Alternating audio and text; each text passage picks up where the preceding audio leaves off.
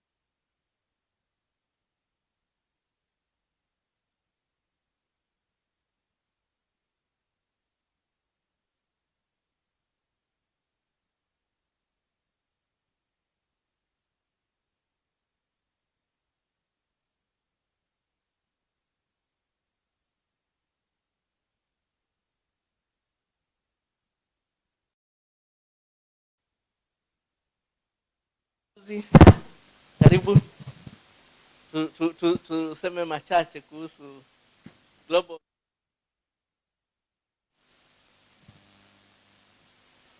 So we are also trying to catch up on time. That's why we will sort of cut short this. We were to get an address, again, like I said, setting the scene from the International Grain Trade Coalition. The president was to address us, Gary Martin, and he was going to share with us some bit of facts and figures about the flow of grain, what has happened in the recent past, and particularly issues to do with Apollo, please join us. Issues to do with COVID and how logistics have been impacted over time, and what has happened to prices. I think we all know generally the prices of grain commodities have really increased in the recent past, and it's a situation that everyone is concerned and is affecting the future of grain trade.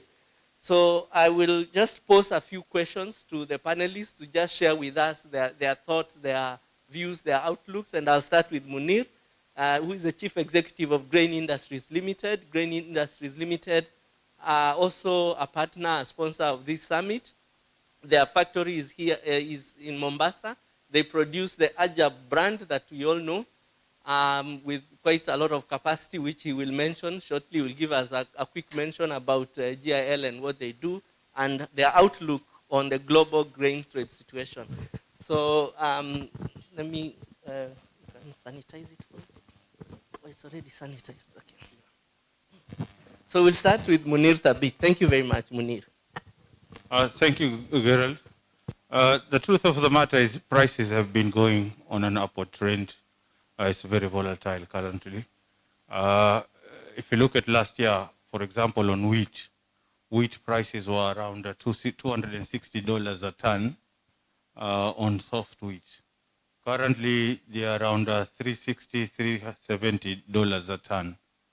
That's more than a third in terms of the way wheat prices have gone up. And the pandemic has not made things much better. For example, we deal on the grains, wheat grains international. Kenya is a net importer of wheat, 85%, 15 is local. However, closer to home, like I said earlier, on the maize grain trade, right now we have a lot of, there's a bumper harvest in Tanzania, our neighbor, but we've not been able to take advantage of that in a very efficient manner. That is why I gave the similitude between the wild beast migration, against all odds. To them, it's a matter of life and death, and we should emulate the same. And so you can imagine, yes, I do agree, the regulatory bodies on both sides are doing the same, but I feel we can do better, because for a truck staying at the border 3 to 4 days, that has an impact on the price, because simply the transporter will actually factor that in, because it's a lost opportunity. It's going to factor that cost of waiting time. Some administrative issues, for example, how can you have one person attending to 500 trucks? It just doesn't make sense.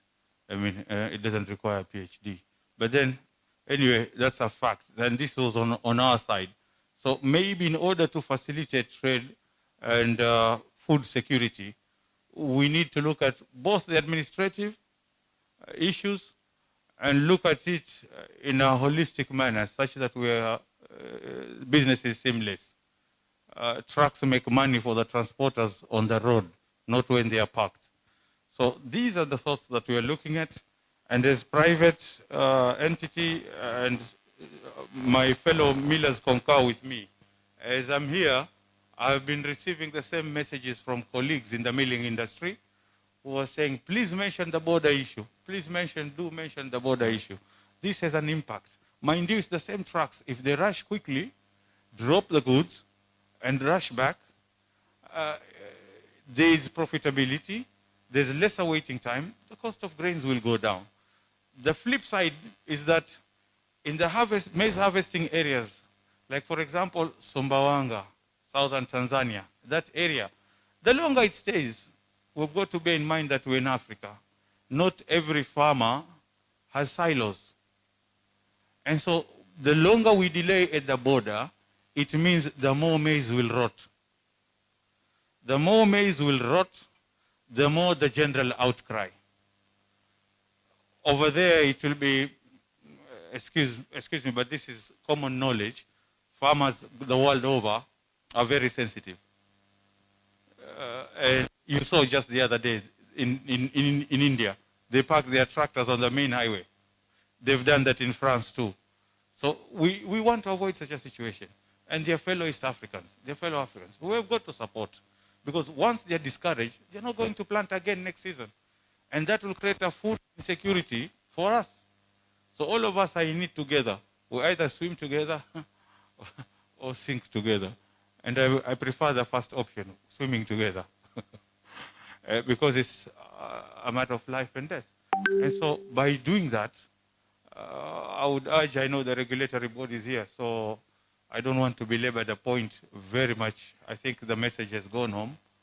And so let us do, yes, we are doing good, but I feel we can do excellent. Those are my thoughts, because everything we do has an impact on the time and on the cost. Thank you. Thank you very much, Munir Thabit, giving us those key highlights on global situation in grain trade. Prices going up and up, which means the price of the processed products will be increasing, and that's an issue. I think the minister earlier on, the cabinet secretary, pointed out, the fact that when we have a high percentage of people's income going into food expense, then you have an issue as a country. And so from the same, still on the same topic and looking at both global and also acting locally, I'd like Director Emmanuel Asimwe from Uganda to also give us a view of how the grain trade situation is like, particularly Uganda connecting with the rest of the world and also in the region. What's happening? What are the observations you're seeing, Asimwe? Thank you, Director. As Gerard introduced me, I'm Emmanuel Asimwe from Uganda. I happen to put on two hats. I'm an engineering innovator involved in machinery for agricultural technology, but also for processing. But on the other side, I'm a director for a company called Farm Uganda Limited that you are going to be seeing quite a lot what we do. And what we do, we have 1,050 farmers who are doing 1,800 acres, producing crops specifically with the target of the export market with my partner Sosimu Twesije, who is here. It's quite interesting when you have a family of consumers, a family of producers, the family of landowners, the family of transporters, but then we are not coordinated. I think that's where the issue is. Now, a few years ago, I was basically crazy about post-harvest storage and all that. Then I found that was not the solution. The solution is about standards and certification. What you're producing, does it meet the standards of the consumer market? Because there is no way Tanzanian maize and Ugandan maize can be rejected just because we cannot test aflatoxin right at the source. And the maize is rejected at the border. Somebody has spent thousands of shillings to transport maize from Kasese to Busia, and when they get to Busia, they tell them, no, the moisture content is high, the aflatoxin levels is high. So our campaign, knowing the challenges, and Gerard, I want to assure you, the issue is not about maize alone. The rejection of fruits and vegetables by EU, the rejection of our coffee by Russia and Malaysia, the rejection of our meat by Japan, and our casein in milk by Russia, we decided that we are going to face this on to this level. The governments are willing to help, but I think the challenge has been the private sector that have been used to an unstructured trade. They don't care about the standards because they know they can bring a truck and smuggle it into Kenya, even when it is not of good standards. Now, what I was discussing with the ambassadors is that the maize that is bad for Kenyans, can it be good for Malawians? Can it be good for Zambians? It can't be.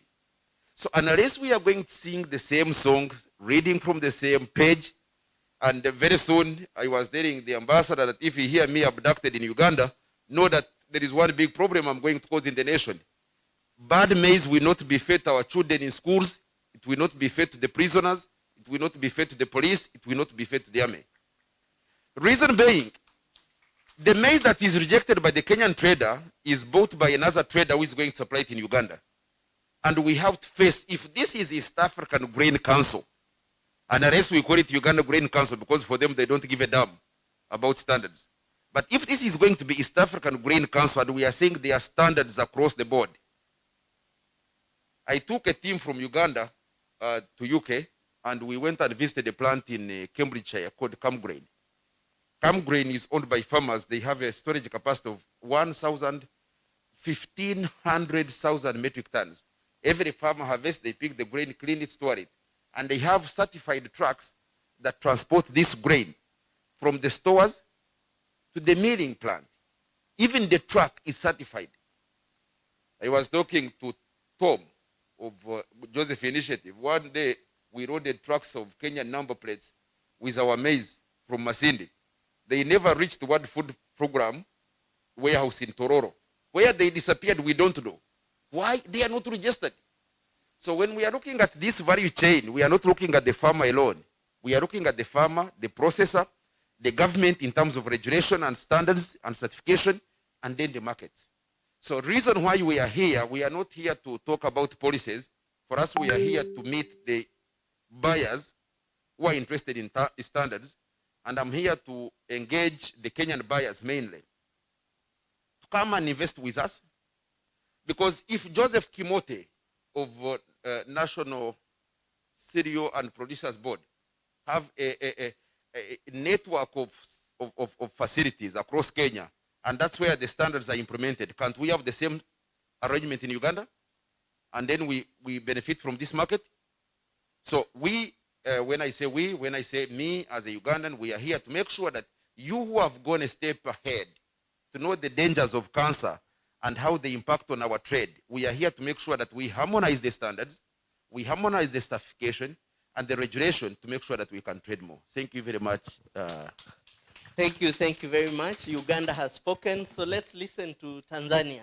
We have His Excellency, the Ambassador, Dr. John Stephen Simbachawene. And I'm told nowadays diplomacy is not just basic diplomacy, but also economic diplomacy. So I want to hear from Tanzania. What's the perspective about grain trade? You mentioned earlier that you have the grain you want to trade. Let's hear from you, sir. Thank you, Mr. Gerald Masila, for inviting me again in this important event. I'm Dr. John Stephen Simbachawene, Tanzania ambassador here in Kenya. First of all, I would like to say that business, especially in grain between Tanzania and Kenya, nowadays is good. We have a good number of importers of maize from here in Kenya. They are importing from Tanzania.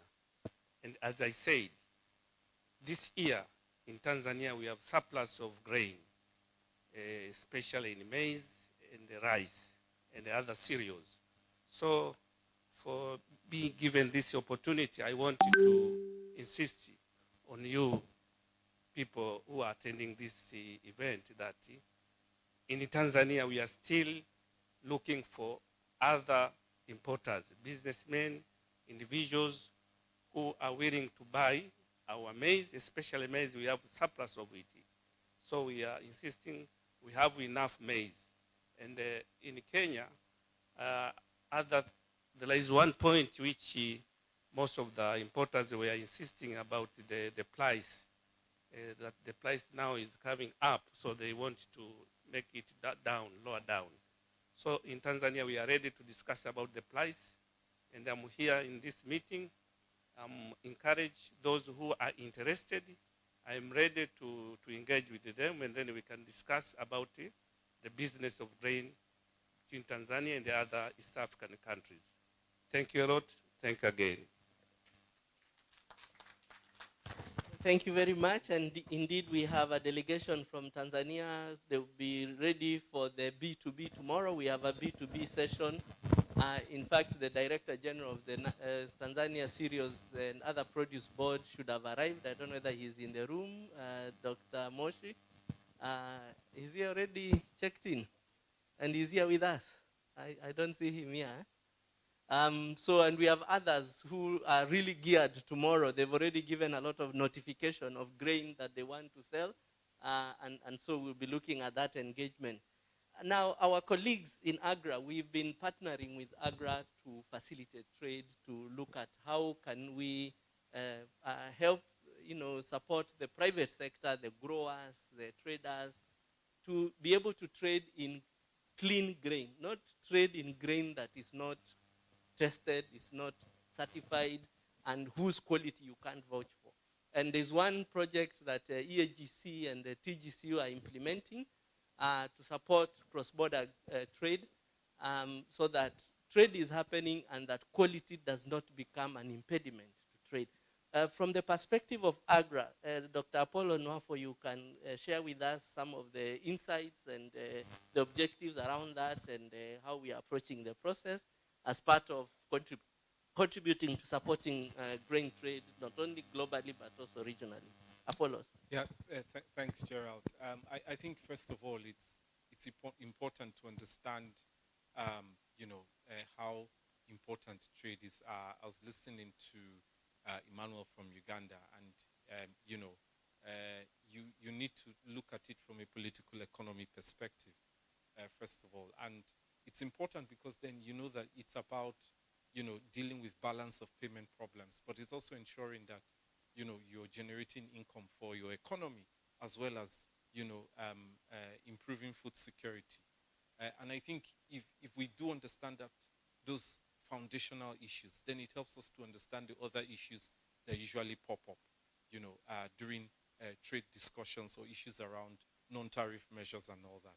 And, for us in AGRA, our approach is to ensure that we're facilitating trade by dealing with these fundamental issues, through issues around standards and regulations. So one of the projects which Gerald has talked about is, the aflatoxin issues we're dealing with Tanzania, Kenya, Uganda, and I think to an extent also with Rwanda. So with these countries, we're trying to make sure that there's a clear issues around quality and standards, making sure that, these are addressed and that we're able to facilitate that trade, for maize across these countries. Because then it's a staple, it's part of the everyday meal for everyone, whether rich or poor, small or big, doesn't matter your class. Ugali is eaten from the most expensive dining tables and restaurants, to that backdoor kitchen, So that's how important it is. And part of that is to ensure that, there are clear policies and regulations, there are clear standards, they are better harmonized, everyone is agreed, and we're able to move food. But it's not just about moving the food, it's also about ensuring that we're dealing with issues around post-harvest losses. I think the first speaker did talk about that, where, the more there's a closure at the border, the more volumes or tons of maize, gets rotten. And it means that farmers will not be encouraged, to farm more. And like you said, farmers are sensitive. Once something happens like that, it discourages them, because this is their life, right? They've put in all their investments in it. And part of the challenge is that there's hardly very few financial institutions that guarantee this. And this is also linked to poor warehouse receipt systems, that don't guarantee, the products for the farmers. So this project is not just an end in itself. It will end up improving warehouse receipt systems, which is what we've done with EAGC for Kenya warehouse receipt systems. It will help, to ensure that we're increasing incomes for smallholder farmers. We're improving trade, and we're dealing with aflatoxin and ensuring that there's a clear harmonization of standards and regulations to get, maize moving, you know, to everyone's house to be able to eat across the borders. And I think that's important, not just for the smallholder farmers, but for the marketers, for private sector, for government, you know, and for all of us. Thank you very much, Apollo. Do we have any intervention from the floor before we wrap up? Any question, any remark would like to get from the floor that any of the speakers here can? I see a hand up there, colleagues who have got the microphone. Do we have someone? No. We have, okay. Yes, please. Give us your question in summary, and then we'll have, I think, Mozambique wants to intervene, and also Ambassador also. Okay. Thank you, Dr. Gatune. Please proceed. Okay. Thank you so much. Just a quick one, and I think it was raised by Ambassador from Zimbabwe about the whole idea that we are dependent on 3 grains. Actually, worldwide, 70% of calories come from rice, maize, and wheat. And you have said wheat prices goes up and up and up. Yet Africa, we have traditional grains, the sorghum, the millet, and so on, which are not only nutrition, but they are also very climate resistant. So they are really the food in the wake of climate change. And sometimes the traders who tend to perpetuate this idea of depending on on certain commodities, because the trade is much well developed and so on, and much easier to be made. So I really wanted to ask the trader, what can the traders do to really start bringing these kind of other grains we know policymakers and other people can do it, but I just wanted to see a reflection on that. The other thing I also ask, which was raised, is about standards and also about markets, because on one hand we say we don't want to see farmers in the street like in India putting tractors. But I guess that's what we want, because a lot of times we want to address to policymakers, but if actually farmers are on the street parking their tractors, then the policymakers will do something, and sometimes we talk to ourselves. We don't talk to the right person. The same thing with standards. We are talking of traders and so on, but it's actually the consumer who cares about its health. What do we do to make the consumer demand? Because even in the West, when we see all these trade standards, you see markets having food standards and such, they are more driven by consumers, because they want to, and consumers are actually willing to pay for something safe if they can be educated.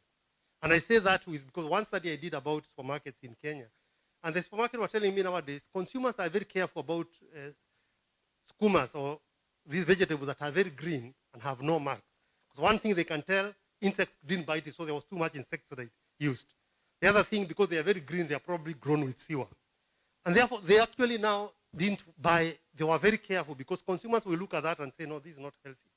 So what I'm trying to say, those are some of the ways that we don't really try to see. Those are other advocacy groups, consumers and farmers, that we really don't bring into this making noise and making policy change. Thank you.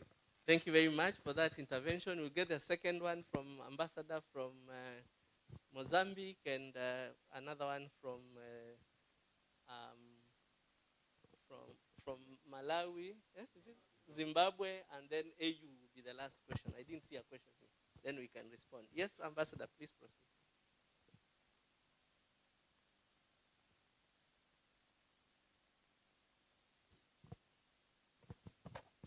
Hello? Yes, thank you, moderator. I just need to contribute on this point. We have our communities. Here you have COMESA, combining all these Eastern African countries and Central African countries, and down there we have SADC. When the colleague was talking about the maize from Sumbawanga, a while ago somewhere, the maize from Tanzania or from Uganda, entering to Kenya, sometimes the maize is banned. Say, no, it's having this and that chemical. Moderator, our countries, we have more than 50 years of independence. And we have a lot of scientists. Why our scientists, they can't come together, find a center of investigation of the seeds should be rice or maize. And from that seed, they can send to our farmers, individuals or who are in cooperatives, to make sure that from the beginning of the point of production, we know that this seed is from certificate center until the harvesting, until they put in the market. While they cross the borders, they can avoid all these things to be banned. No, this maize can't go to Kampala because it's having this and that.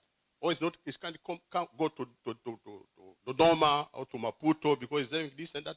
Or it can go to Zambia or to Lilongwe. If we do something like this, our scientists to sit together, they can find one of capital cities. They can go to Lusaka or to Lilongwe to investigate the seeds.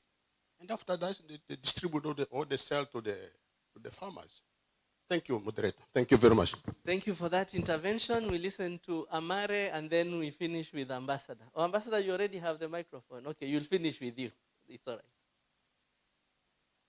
Thank you.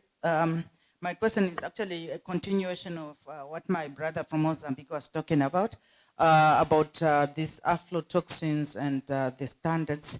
What I wanted to know is what is the role?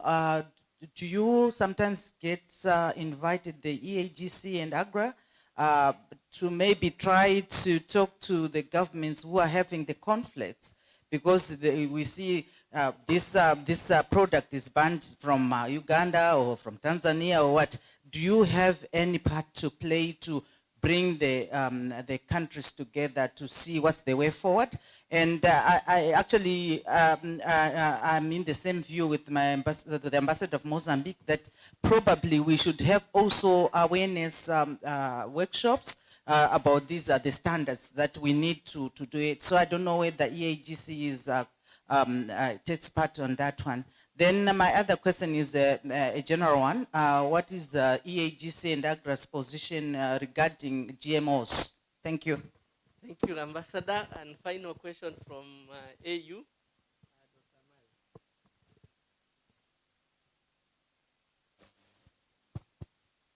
Thanks very much. I just wanted to throw some ideas on the issue of aflatoxins. I coordinate the African Union program on aflatoxin control. It is called the Partnership for Aflatoxin Control in Africa. I have worked on this problem for over 25 years. And it is always disheartening to see that we could not have good handle of this problem. Aflatoxin is controlled, managed in other parts of the world. For example, in the United States, they have aflatoxin. They have aflatoxin in maize, in cotton seed. They are controlling it in Australia and also in parts of Asia. They have controlled it. But in Africa and in Southeast Asia, it is unfortunate that this problem continues to be a huge problem. So I think part of the issue is we are not giving the problem the attention and resources that it requires. We talk about aflatoxins when shipments are rejected or when people die, when there are outbreaks of acute poisoning, such as in Tanzania, in Kenya a few years back. But governments are not addressing aflatoxin in a sustainable manner. So I think one of the things we should do if we are really serious about this problem is we have to mainstream aflatoxin control as a major problem in a lot of things that we should do. For example, in agricultural extension and things like that. But I will be brief. Maybe tomorrow we have a session to discuss a little bit of this. But let me add one more thing. The other is testing. Maybe organizations like EAGC or AGRA, others could help by bringing testing closer to the farmers. Maybe EAGC, for example, can negotiate, to procure testing kits at an affordable price and make it available to its members, for example. Because without testing, it is like shooting in the dark. You can't see aflatoxin, you can't test it, you can't smell it. And I think the other thing is, maybe let me stop here tomorrow. We might have the opportunity We'll talk to more discuss. tomorrow. Yeah, thank you. Thank you very much for those interventions. They're actually spot on some of the things we are doing in partnership with AGRA. We are supporting the testing processes. We have procured some testing equipment. And outside there, you'll also see Interfield food testing laboratories. You should visit. They are part of the exhibitors. Interfield is a joint venture between EAGC and Soya Afrique, and it's already offering services to a lot of us here. So thank you very much. We'll now go through getting a response to the questions. You can choose whichever to respond to very briefly. And of course, what you've raised is also part of a lot of the other topics we'll be discussing later. So we'll start that way, and sorry, because you have the microphone, you can be the first to respond, give your remarks and a parting shot and answer the question you'd like to answer. Number one, in terms of testing, much as we want to blame the governments, I feel also private sector should take an initiative. For example, we in our business trade with Tanzania, we actually sent in people from our lab. Our company has both the general lab that is checking the proteins and so on and so forth, moisture, but we also have a microbiological lab, the only one of its kind, which is in the process of even being accredited right now, so that we can make it commercial, even for others who don't have the facilities. But US, take the initiative, send the people. And by the way, I'd like to thank a big clap to Ambassador John Simbachawane.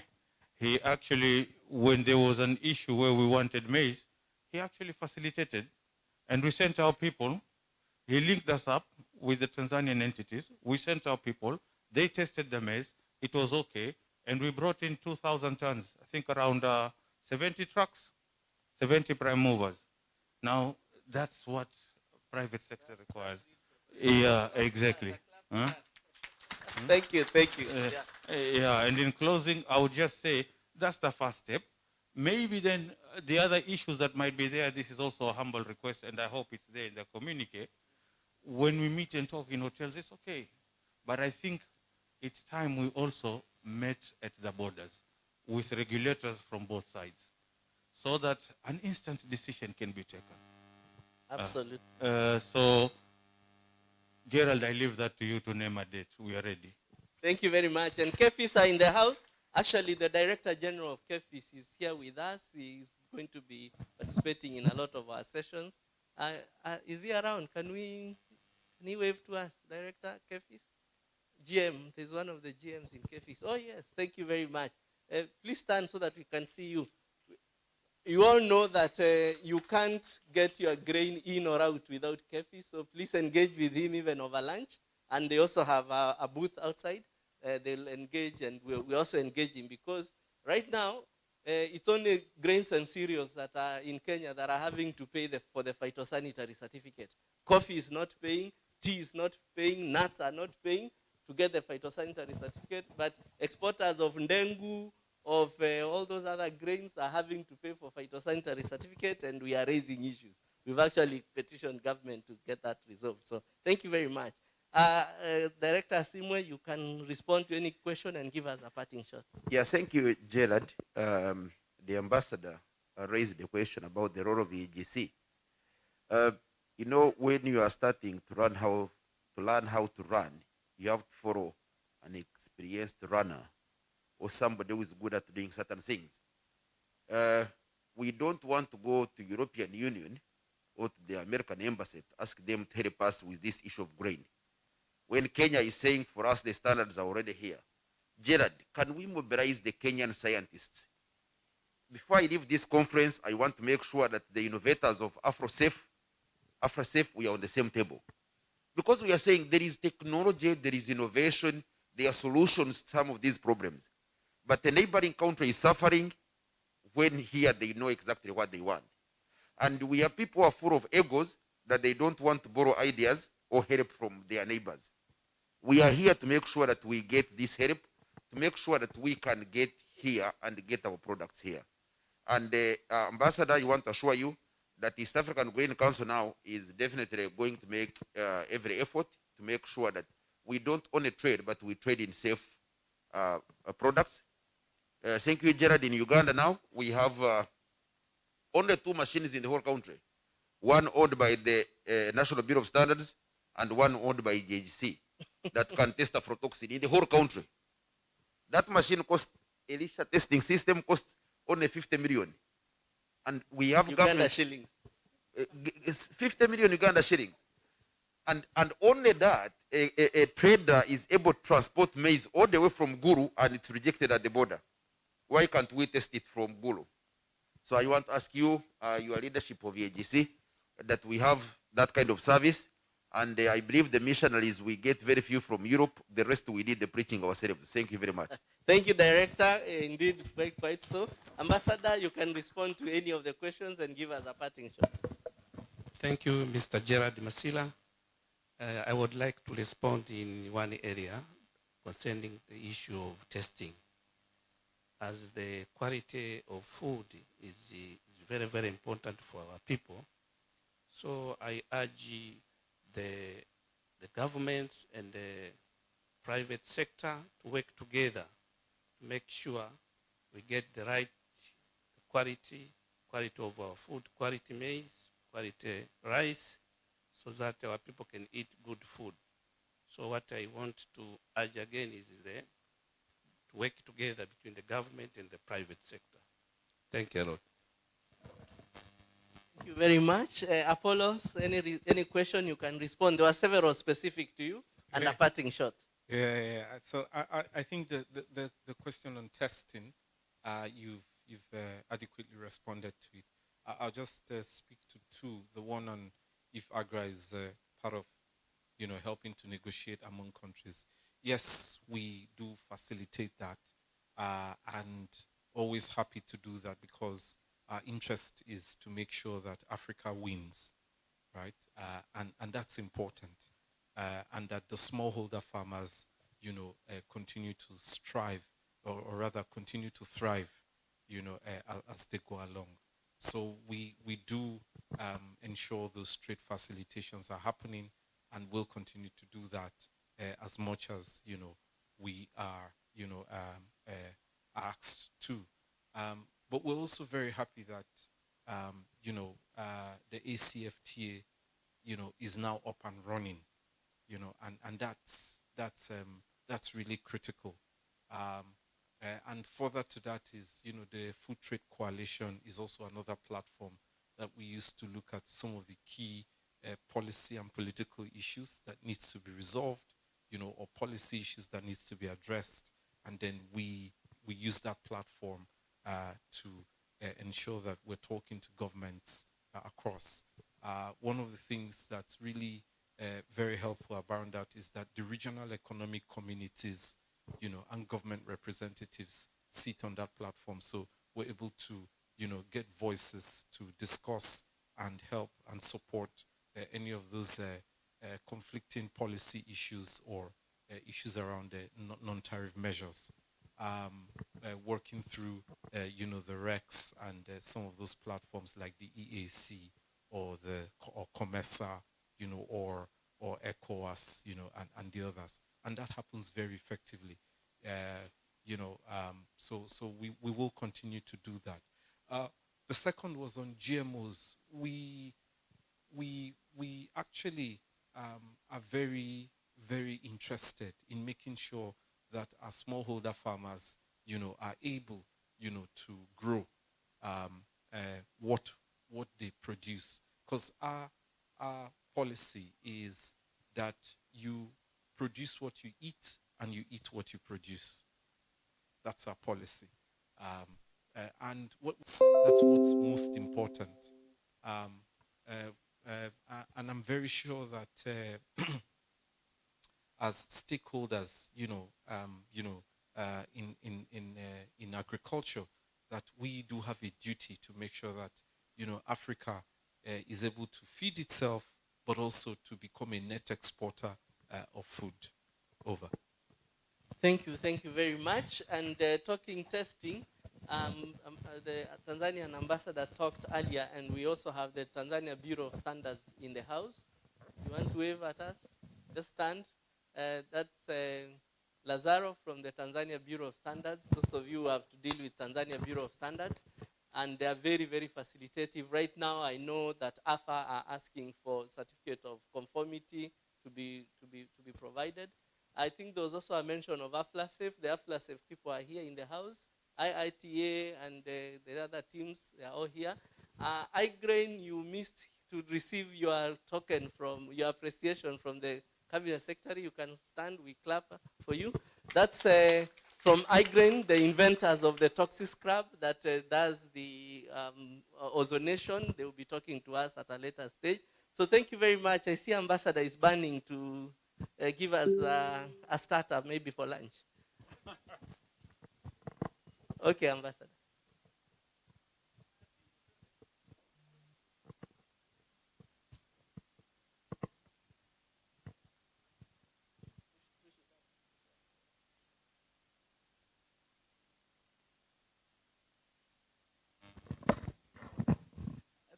Thank you very much. My question is a continuation of the aflatoxins.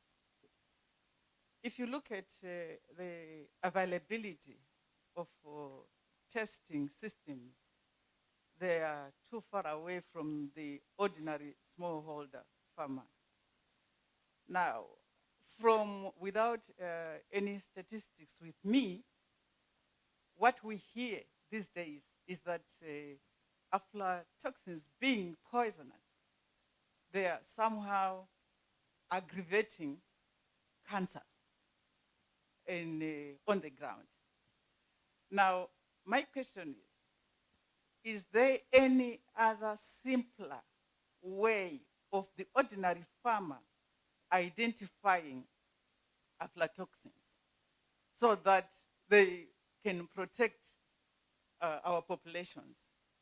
Because as it is going now, I know in my country that cancer is now actually increasing with ordinary people in the villages, which never used to happen in those days, the old days. So my question is, how can we protect the ordinary people, those who don't have access to the expensive aflatoxin testing centers? Thank you very much. Ambassador from Malawi has, is it Malawi? Malawi has thrown a $1 million challenge to all of us. I hope we all picked it. And I think she put it so well that for you to detect aflatoxin, you must test. For you to test, you have to access a facility that does that testing. And so that's challenge number one. Where are those facilities? And two, when you draw the sample and take there, how much does it cost you to pay for one sample? And will a normal, simple somebody in the household out there in the rural areas, can they be able to afford to do that? The answer is obviously no. So what do? We need innovation. Yeah, that's what she is asking for. We need innovation of simple technologies that somebody even in their own household can utilize that technology to see that what they were able to plant and grow before they eat it. Because there's a lot that is planted and grown without and consumed without getting into the formal trade channels. How do we ensure that those also can eat food that is safe, that is clean? I think is a challenge. We have a session, day 2, that is called Decontaminating Our Food Chain. And we'll be looking at food safety innovations and regulatory options for improved grain trade. I don't know whether Ambassador will be there for that session, but those are some of the things we'll be looking at. We'll be looking at testing, we'll be looking at prevention, we'll be looking at, whatever new things that might have come up so that we're able to come with technologies that can be accessible and utilizable, even at household level to be able to tell us whether there is aflatoxin in grain or not. So because it's now lunchtime, I want to invite you all for lunch. So a big clap for our panelists. I think they were very kind to share the knowledge with us. And we've seen that grain trade is as important and growing even more in importance. And they've all given us different views. So thank you very much. I now hand over back to our MC to announce for us the next step. Thank you very much, panelists. Thank you. Thank you. Okay, thank you very much, Gerard and the panelists for the media dialogue and all the responses from the field. I think it's showing us the appetite that we have to continue with the summit. So we need to go for lunch right away.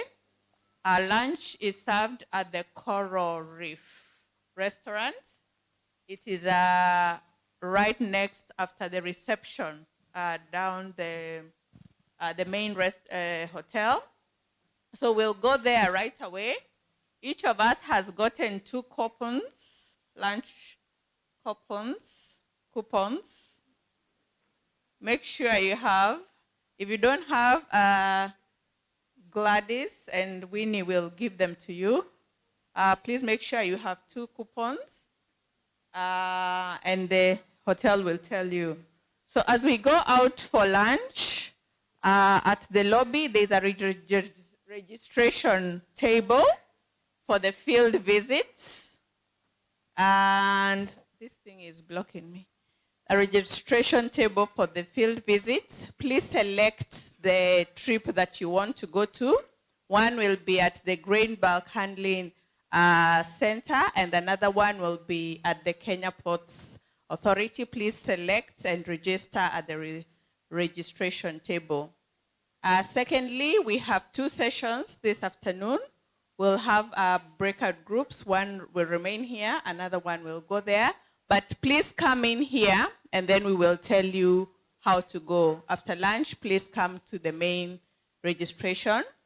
Then tonight, we have the gala dinner, which will be held at the restaurant, also next to where we'll have lunch. We'll tell you about it as we do the sessions. So those are the 3 main sessions that we are going to have after lunch. We have 2 breakaway groups immediately after, and then another one at 4. Then we'll have the gala dinner, then we'll break for the day. So let's get ready for that. So welcome for lunch. Bon appetit.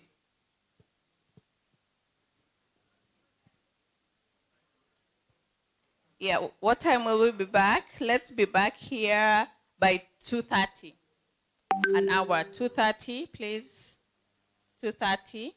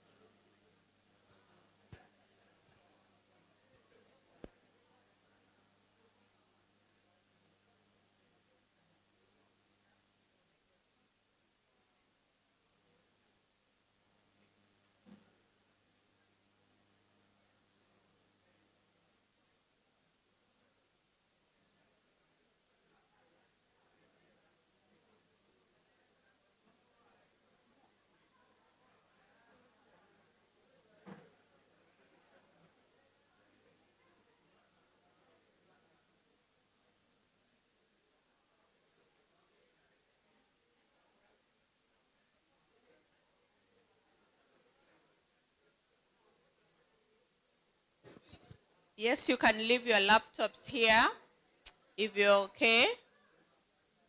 Those who are asking, if you want to leave your laptops, we will ensure the room is locked for security.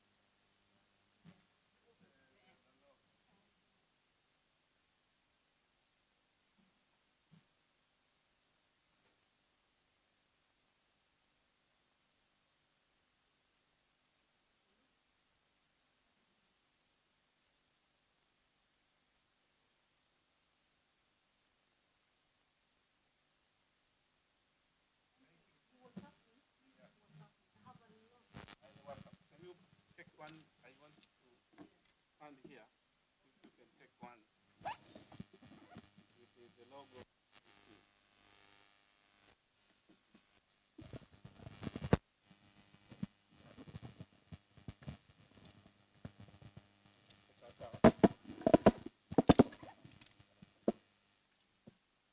It's okay.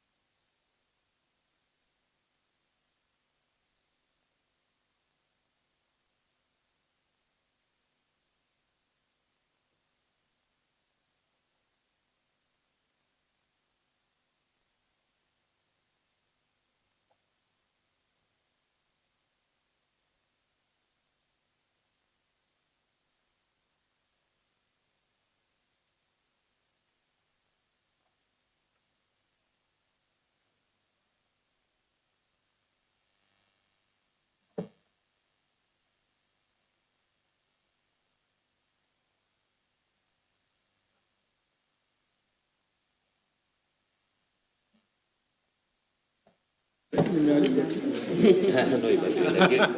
the guest of honor.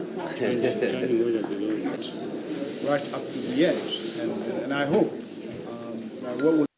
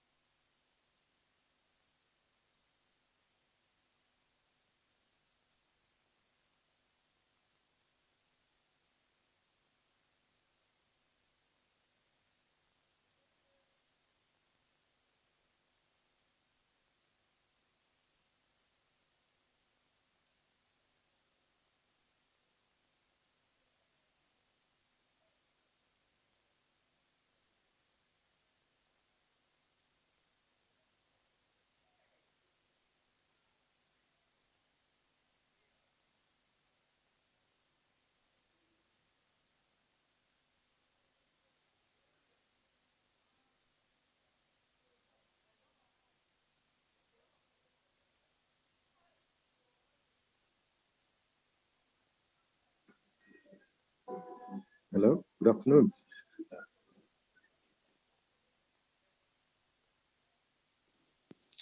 Afternoon.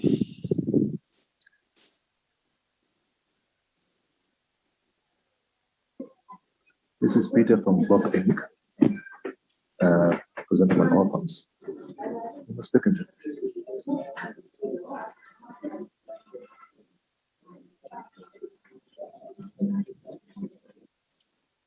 Good afternoon, Peter. Hi, Antaria. Hi, how are you? I'm very fine. Super. Chris, hi. How are you? Oh, thank you. How are you? You're back in business after the lunch? Yes, I'm actually trying to juggle many things at the same time, but making progress.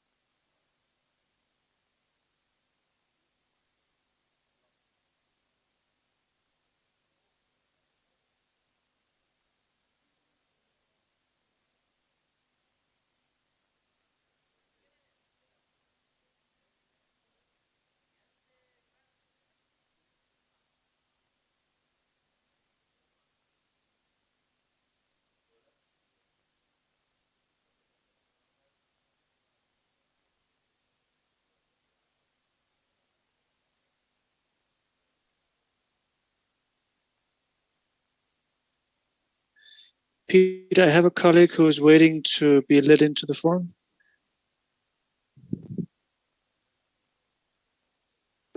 I'm not the host. Does it send the host?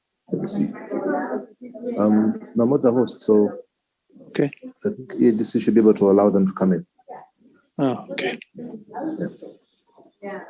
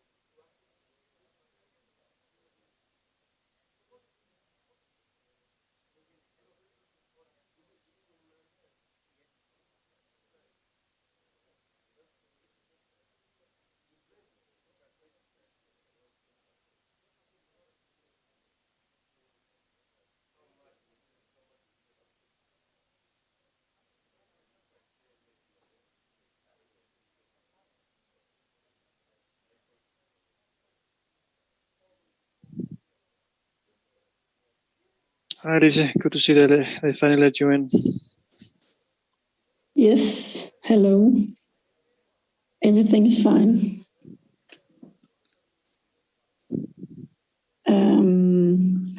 I'm just curious if I should test my slides. Sure, I'm waiting for, maybe it's Kim who's the host. He might be projected, but feel free while we're waiting to test it out and share a screen. No, it's fine. I'll just wait.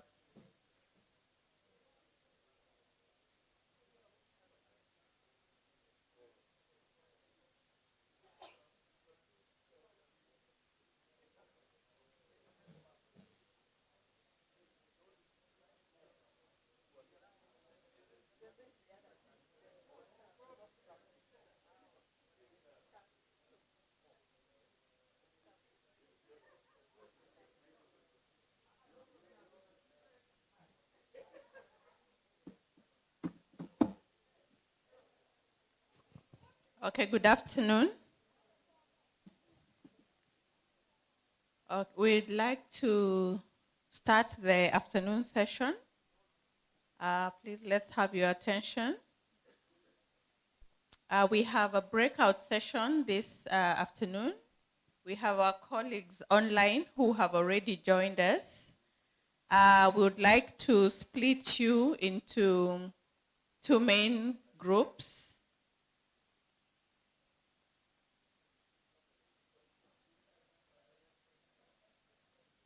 So we have two sessions according to your program.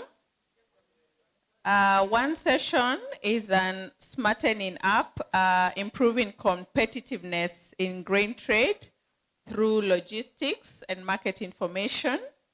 We'll be looking at some of the logistical innovations that are available for us to build back. We'll also have our other two guests joining us online. So we'll be able to split that. And the second session, we have the future of agribusiness, circular business models that will be chaired by John Macharia. So we would like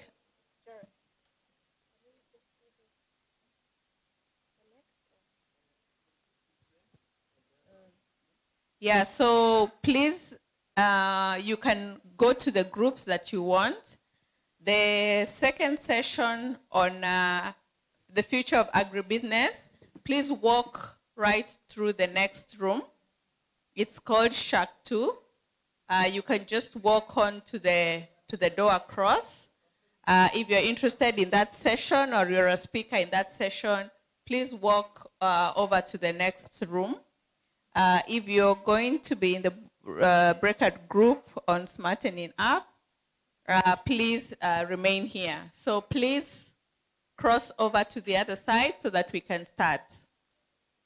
You can leave your things here. We will be back for another plenary. But please, if you can, walk over to the other room, Shack 2. And if you're remaining for the other team.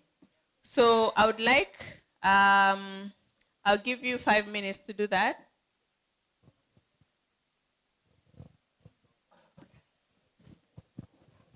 As we decide where to go, I want to take this opportunity to invite our treasurer to welcome him. He's just joined us. He wasn't here early in the morning.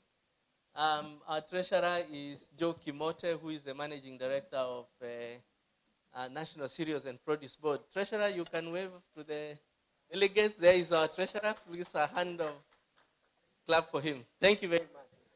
So let's move those who want that session there and this session here, and they are both online. There are people joining online. So you choose. We said, which one is remaining here? The group one on smartening up. Okay. Session 1 remains here in Shack 1. And session 2, walk across. You just through that door to the other session for the one on? It's on future of agribusiness, circular business. Circular business. Models. Okay.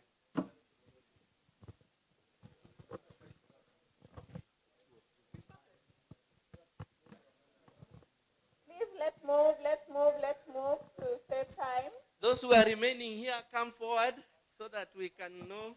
And then those who are going on Please, this side. let's move. Those who are remaining here, come to the front. Come to the front sides.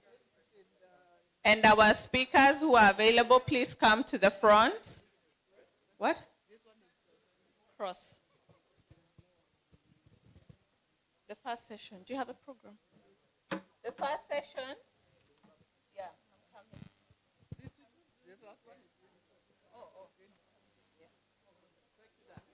So circular business models on this side. Yeah. Circular The business future of agribusiness. Yeah, the future of agribusiness, that side. The logistics and market intelligence, you remain here. Logistics and market intelligence remain. Those who are doing the future of agribusiness, please cross over. And those who are remaining in the room here on logistics and markets, please come to the front so that we start. Our session chair is online. He will be joining us. Johannes. Okay. Our session chair is Johannes. We have Yusuf, Pastor. Yusuf. I saw him earlier. Antaria will be joining us online. Antaria from Trademark, East Africa. And Catherine Nakalemba will also join us from the USA online. So this is a team on agribusiness, on logistics and market intelligence. If you're doing future of agribusiness, let's cross over to the other side. So Kim, I'll hand over to you to organize this session.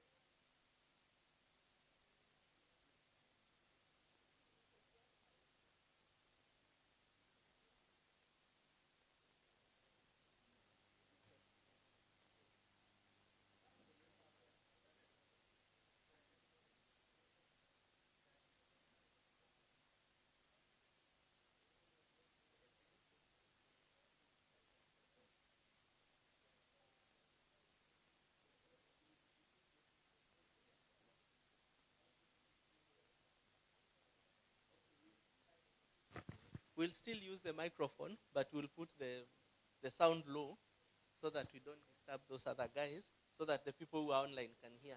So please, let's come forward here so that we can be able to hear. Kim, you are in charge of this session. Please take over.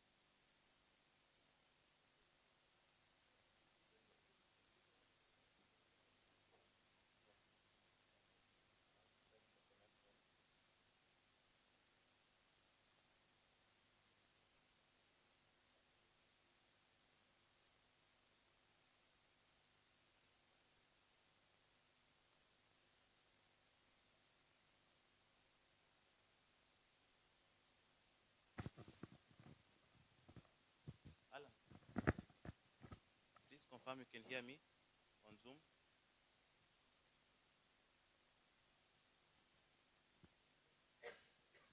Testing, 1, 2.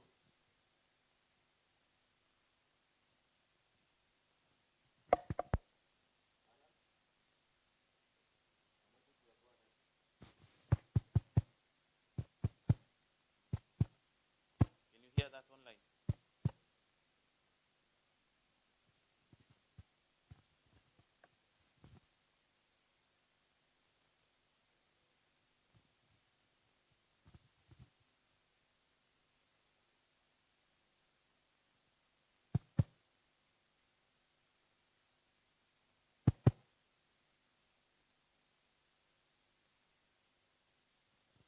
Can you hear me online, Alan?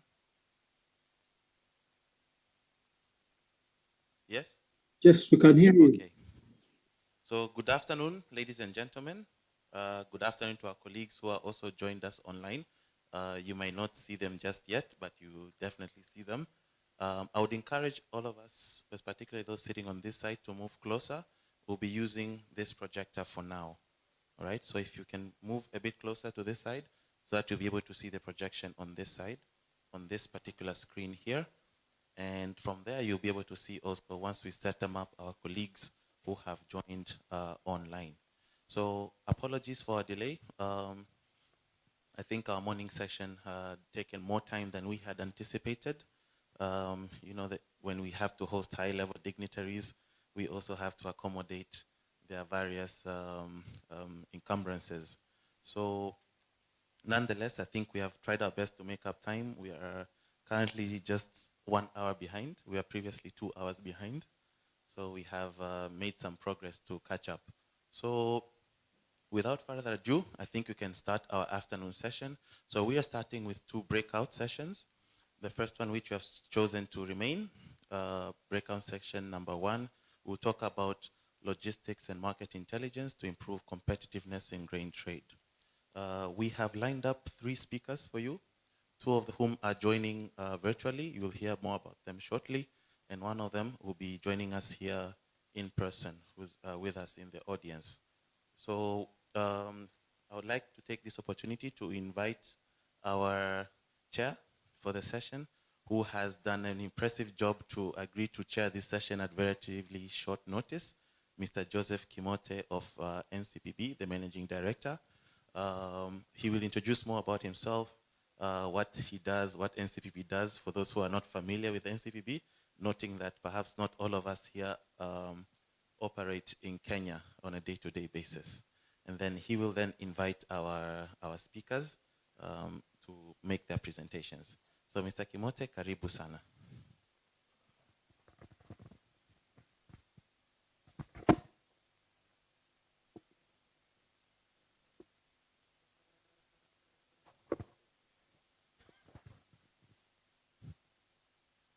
Yeah, good afternoon. Yeah, thank you very much indeed, Kim, for that introduction. Yeah, my name's Joseph Kimote, the Managing Director of National Cereals and Produce Board. I happen also to be the treasurer and a board member for EAGC, and I'm very happy indeed to be here. I could not make it to be with you in the morning because of some other work commitments, which I had to release myself to be here this evening. Now, the National Cereals and Produce Board, before we get to the discussions, is a state corporation, is a government institution fully owned by the government of the Republic of Kenya under the Ministry of Agriculture, Livestock, Fisheries and Cooperatives. And the main role of the National Cereals and Produce Board, having been established close to over 50 years ago, is to manage what we call the national food reserve stocks of this country. Also to manage what we have, the leaf supplies, to be able to also stabilize the prices of farm inputs in the country through various government intervention programs. We all know we had what we used to have, the government subsidized fertilizer. Now we have moved to another program, which is called the e-voucher. It's still subsidized fertilizer, but in another sort of different kind of a program, using the digital channels available at the marketplace. We also have a role in stabilizing cereals prices in this country by having appropriate interventions to ensure that indeed protect the rights of the consumers, at the same time also offering favorable prices to the farmers and other value chain actors, including aggregators and anyone who is in the value chain processes. We also have a main role to be able to manage post-harvest losses in the country. We all know in the African region, post-harvest losses has been a major issue, whereby most countries lose approximately over 50% of their cereals due to issues touching on misuse or mishandling of those produce. And therefore, because of our role, we have managed to be able to reduce that to almost 30% in this country. This is ensuring that we have proper drying and also fumigation services, and also having farm inputs and looking for technologies across the globe, which can indeed minimize that kind of loss. We have gone a step further and done also innovations. I'm sure we have heard about the cocoons, we have heard about the agrozil.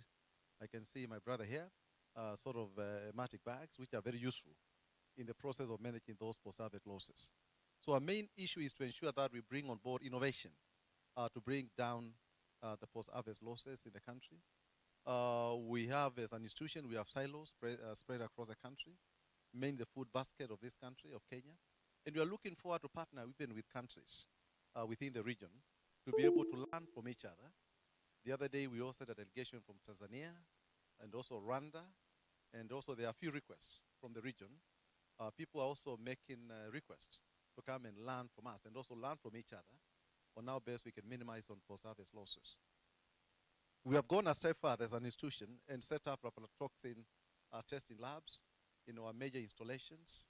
And these have been very much useful to the private sector and also to government institutions. We are now going through the motions of accreditation of those labs to ensure that indeed they meet what we call the world, the best practices in the management of those grains. So in a nutshell, those are the kind of innovations or the reforms which we are currently pursuing at the National Cereals and Produce Board. And we look forward to each one of us to support us and also support each other so that we can be better together in these aspects of food security management in the region. So with those few remarks, I'm very happy, Kim, to be able to introduce the subject today. As Kim has put it very well, I did not know that I'll be the session chair, but as usual, when you go to a war as a general, you must always be ready to step in the gap, means to step in the gap. So that's what I'm going to do in this afternoon. I'm going to chair this session, and I want to believe of the necessary presenters who have all been invited.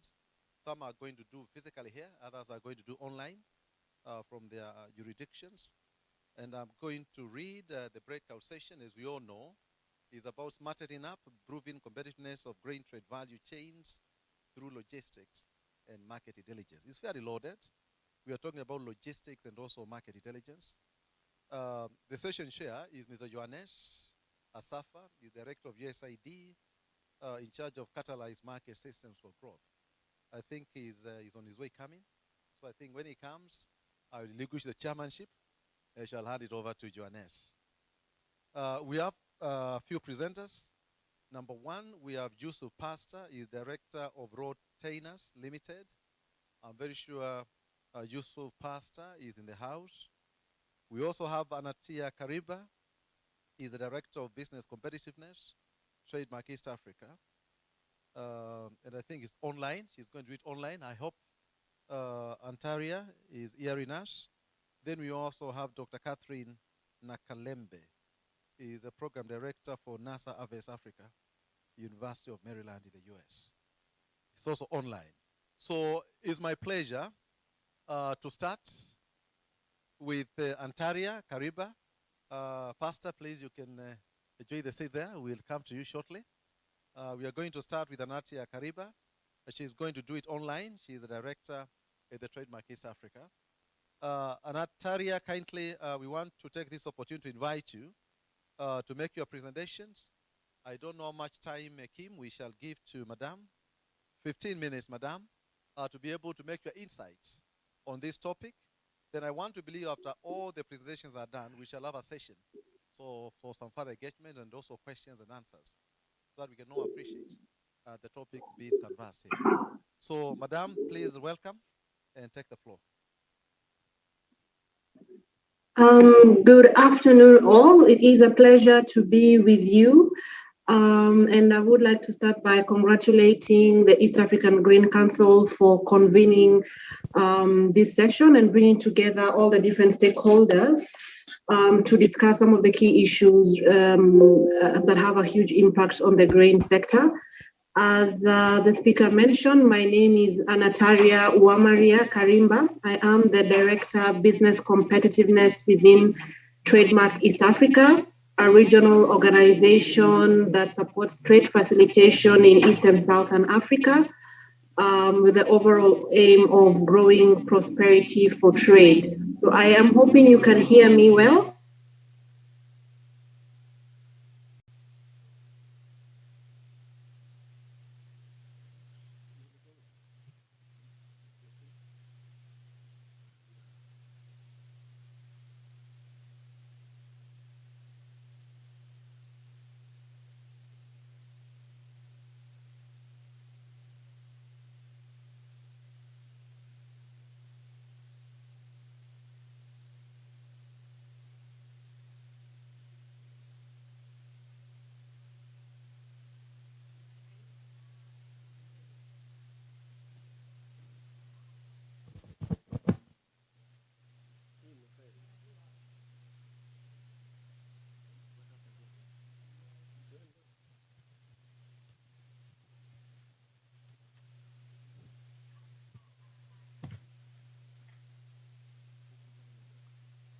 I guess she's on Kim. Okay, very good.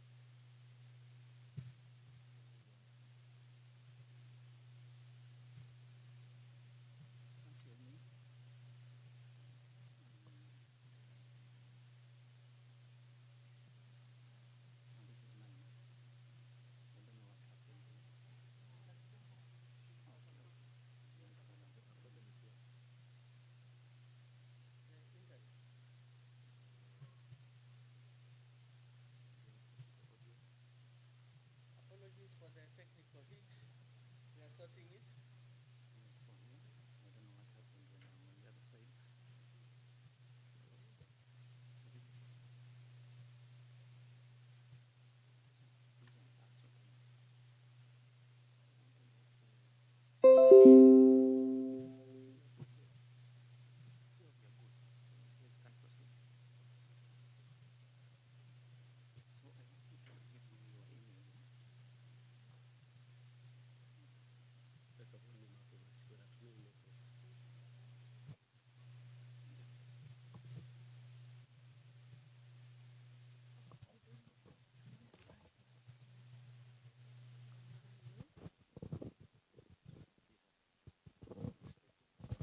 Hello?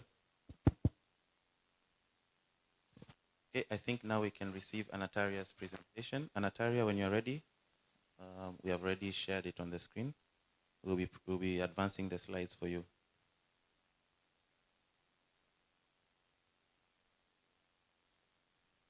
Can you hear us, Anataria?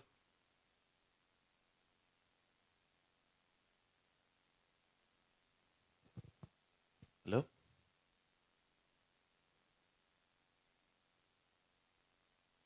Anataria, can you hear us online?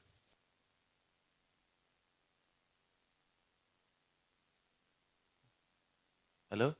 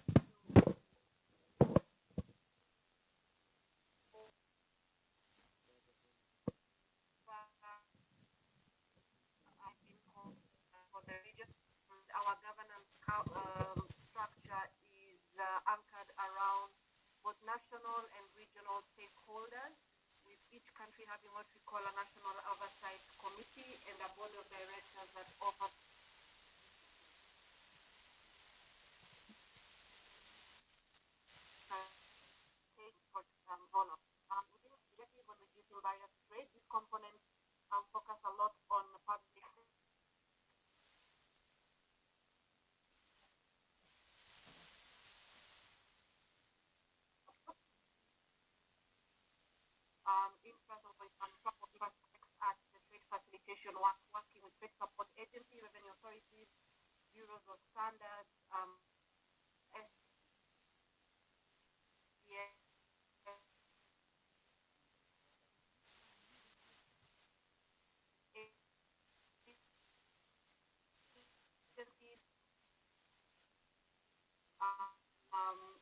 in what we call the kind of trade, where we work directly with private sector organizations and civil society to boost trade.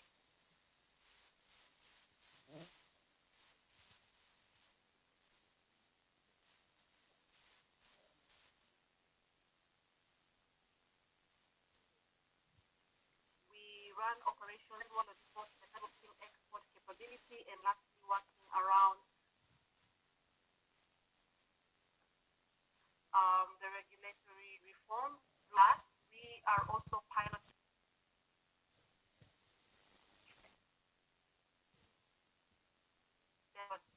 towards programming, where we like to incorporate all areas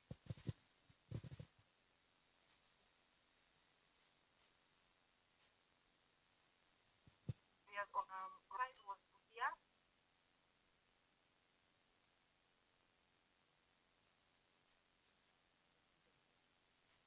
Trade infrastructure there that looks at enhancing aggregation, handling of grain, enhancing testing capacity, and then also some backward linkages support to enhance capacity of traders and farmers that are trading through the Busia border post.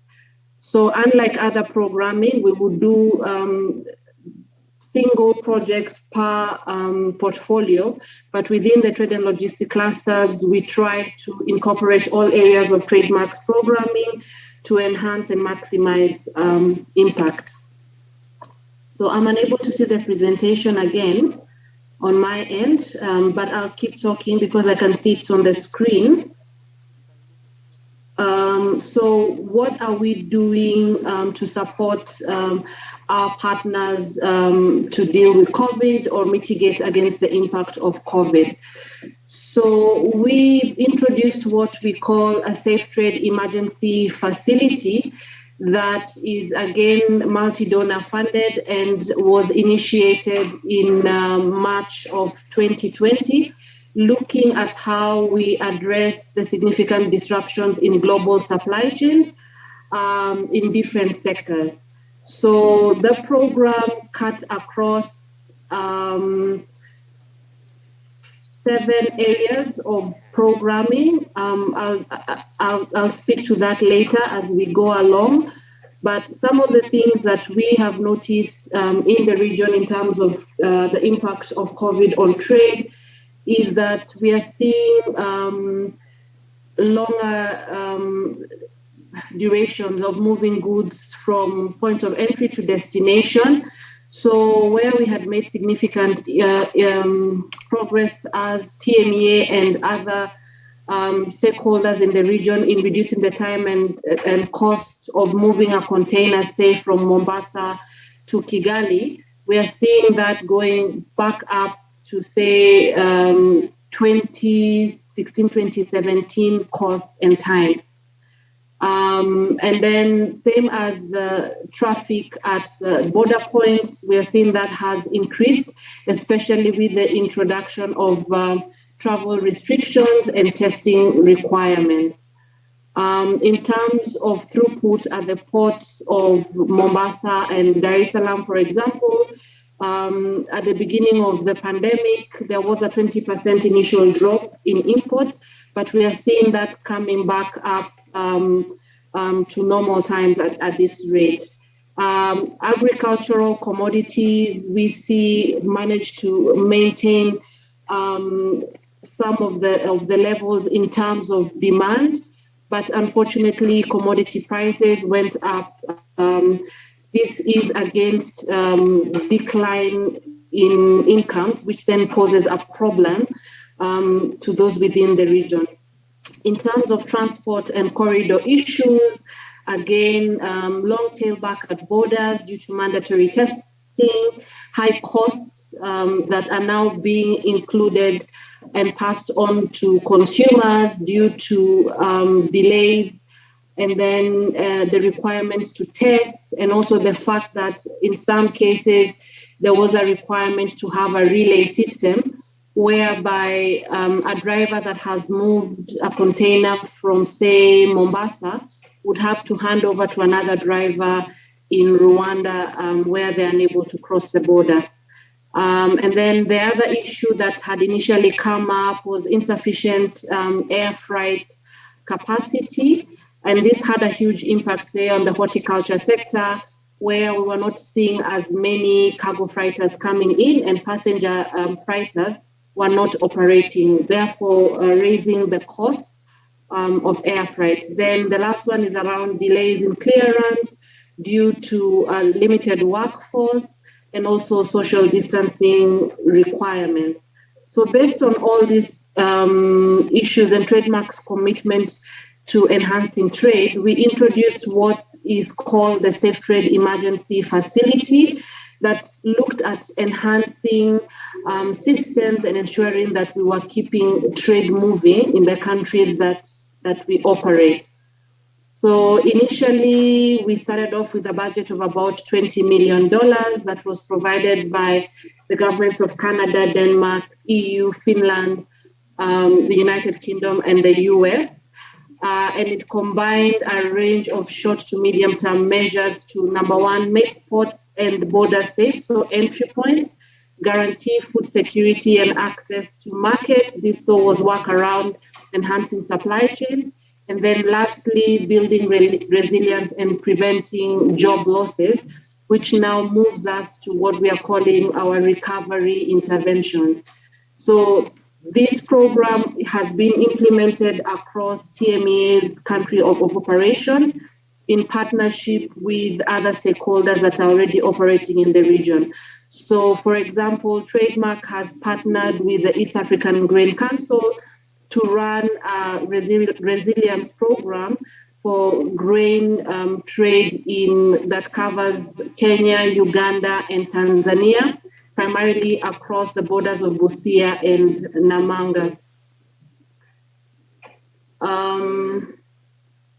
So in terms of grain trade and TMEA interventions, in addition to the EAGC program that we are currently running, Trademark has also supported interventions in grain value chains in Kenya, Tanzania, Uganda, and DRC that primarily look at enhancing access to markets by strengthening linkages and access to information, cross-border trade facilitation, so looking at how we work with trade support agencies, but also private sector players to address emerging NTBs across different corridors, for example, or issues on quality.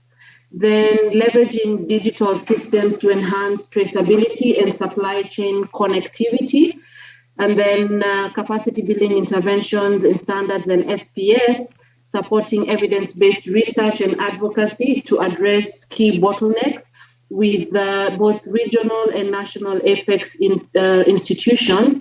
And then lastly, setting up of safe trade zones, especially where markets have been closed, by developing the right infrastructure, for example, protocols and guidelines that traders can use to minimize the risk of infection or spreading the disease. Then lastly, capacity building for value chain actors across different issues. So on logistics, around market access, market requirements, things across the simplified trade regime that actually are covered within Trademark's other core areas, but integrated to kind of increase the impact of our interventions to curb the impact of COVID. So based on our experience and I think the interactions that we have had with different stakeholders and the facilitators that we are using, facilitators like EAGC, for example, there is a disconnect between the supply and demand of grain. So in some cases where you're able to get, say for example, EAGC has forged forth market linkages from the supply side, getting together the right quality and quantity of produce to actually fulfill the demand has proven to be an issue. So looking at how we support especially farmer groups and small traders on aggregation and enhancing quality of their produce to reduce rejections, both from processors or at border points as they cross. New opportunities coming up based on the impact of COVID and disruptions in supply chains. We are seeing a lot of countries, a lot of companies looking at shortening their supply chains. So there would be an increase in regional and bilateral agreements that enable sourcing across borders without barriers. And then secondly, flexibility from the producer side. We're not just seeing producers only doing or focusing on production, but there is, an uptake of looking at how they engage and sustain their entire supply chain. So producers that were traditionally just focused on production are now also looking at how can they enhance their logistics to reduce post-harvest losses as they move their commodity to market. Then the third opportunity is around digitalization of supply chains. So whether it is on the input side, in Burundi, we have partnered with an organization called Oxfin that traditionally works with a lot of processors and offered opportunities for access to finance. But they came up with a solution that then enabled them to also offer input, supply, and distribution that is digitized and able to provide the kind of information that then makes it easier also for farmers and traders to actually access finance. Then the next area is around investment in R&D and in innovation to boost competitiveness of grain supply chain. So partnerships that are able to enable this, whether it is at input level, but also looking at more innovative ways of accessing markets, for example, through e-commerce, and how that then becomes more efficient for private sector players. Then the second last point is around strengthening sector monitoring and access to information. I think EAGC has provided a good platform based on the kind of information they share on border performance, pricing, and also sharing information on market opportunities on both spectrums of the supply chain. Then lastly, looking at how we can strengthen strategic partnerships and enhance integrated collaborations. There are different players within the grain sector, and in some cases you fail to have full clarity on what different players are doing and how this holistically addresses the gaps that are there within the supply chain. So with that, I'll stop there, and I am open to questions at the end of the session on any of the points raised. Thanks.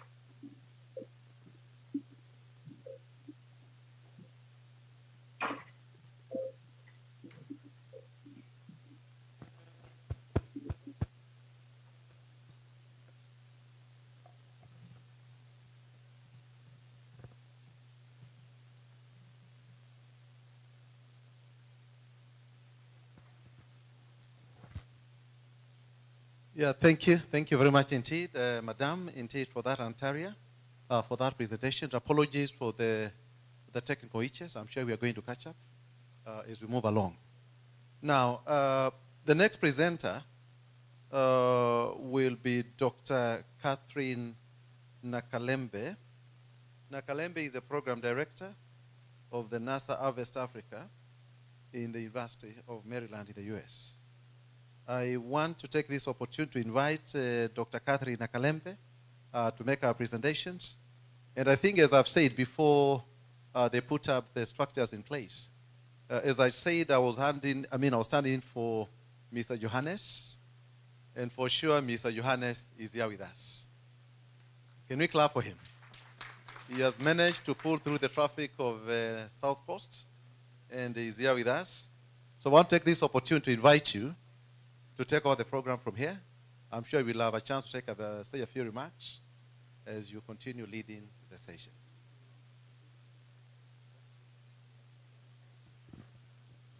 Thank you.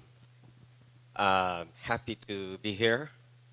Glad to make it a few minutes late, but it's just a pleasure to be here. This is my third Grain Summit. Always a pleasure to be part of this process. Don't want to delay the presentation, the next presentation. So we'll move forward. I'm just waiting to have my screen sharing enabled. Okay, just 1 second.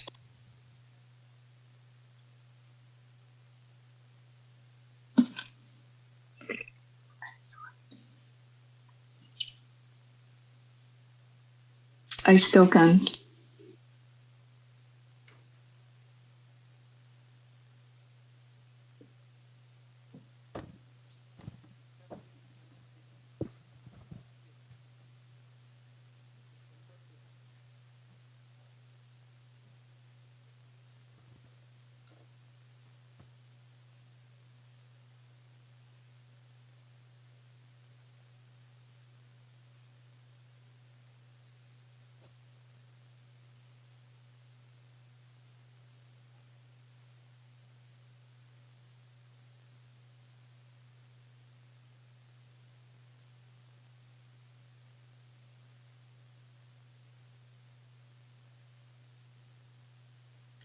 Catherine, can you go on?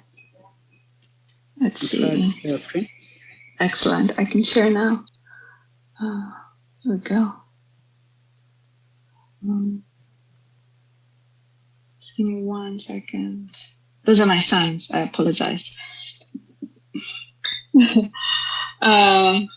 A good afternoon. I guess it's almost evening in Kenya.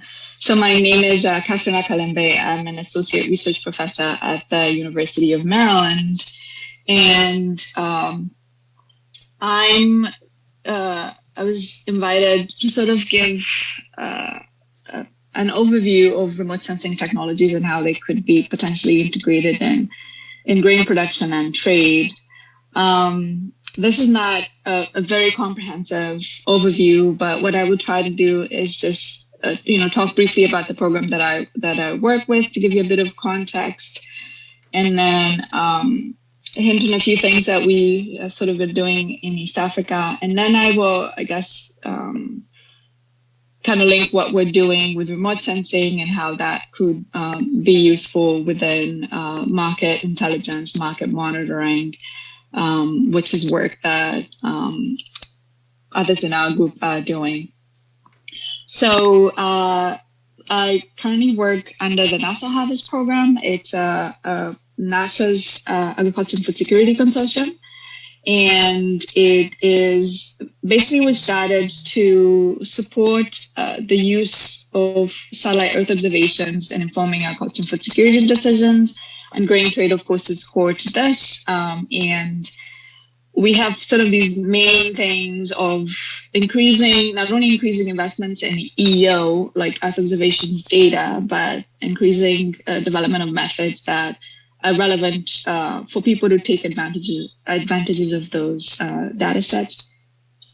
We'd like to improve agriculture assessments using satellite Earth observations, and ultimately this is intended to enhance timely and actionable information on agriculture.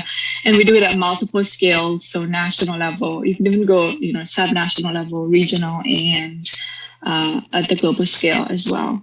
And satellite data kind of allow us to do this. And ultimately, we hope that this can improve decision-making across different stakeholders. So under the Harvest program, I lead our Africa initiative. And I like to show this. It helps, for a lot of people to visualize what we're talking about. More broadly is that we collect satellite data across different landscapes. pretty much everywhere in the world. You can get a decent amount of data in order to understand what's happening with cropland or other land cover features. We combine, a series of data. So if there's satellites orbiting near Earth every day collecting data, we're able to combine that into the time series that you see on the top. And we use machine learning, deep learning analyses, and techniques to extract information. And this has been, further enabled by the fact that there's a huge growth and accessibility to cloud computing. So we process a lot of data. Right now, we're in the age of basically digital technologies. We're talking petabytes of data every day. And so you need powerful computers to be able to process and be able to get those insights like cropland, crop type, crop conditions, yield. And what is also critical, as I mentioned in the previous slide, is that this information ultimately has to translate into products that are useful for policy and decision making. And ultimately, with pathways, clear strategic pathways, we can deliver that information directly to the farmer. And I'm talking about information, not data. So it's important to recognize there's a very big difference between satellite data and what is useful for a farmer. And so some of the things that farmers need to know that, could be enabled with satellite data is, things like when to plant, what to plant, looking at historical performance of crops. Farmers could potentially switch to other crops that might be more lucrative. This is where also market information and intelligence comes in, because if a certain crop is more lucrative for your specific geography, you could switch to it, but as well as be able to have access to the market in order to get income out of it. They might want to know about soil nutrients, soil moisture, an indication of how well your crop might do at the end of the season. Of course, things like rainfall and temperature are critical, and we can monitor all of these things with satellite data.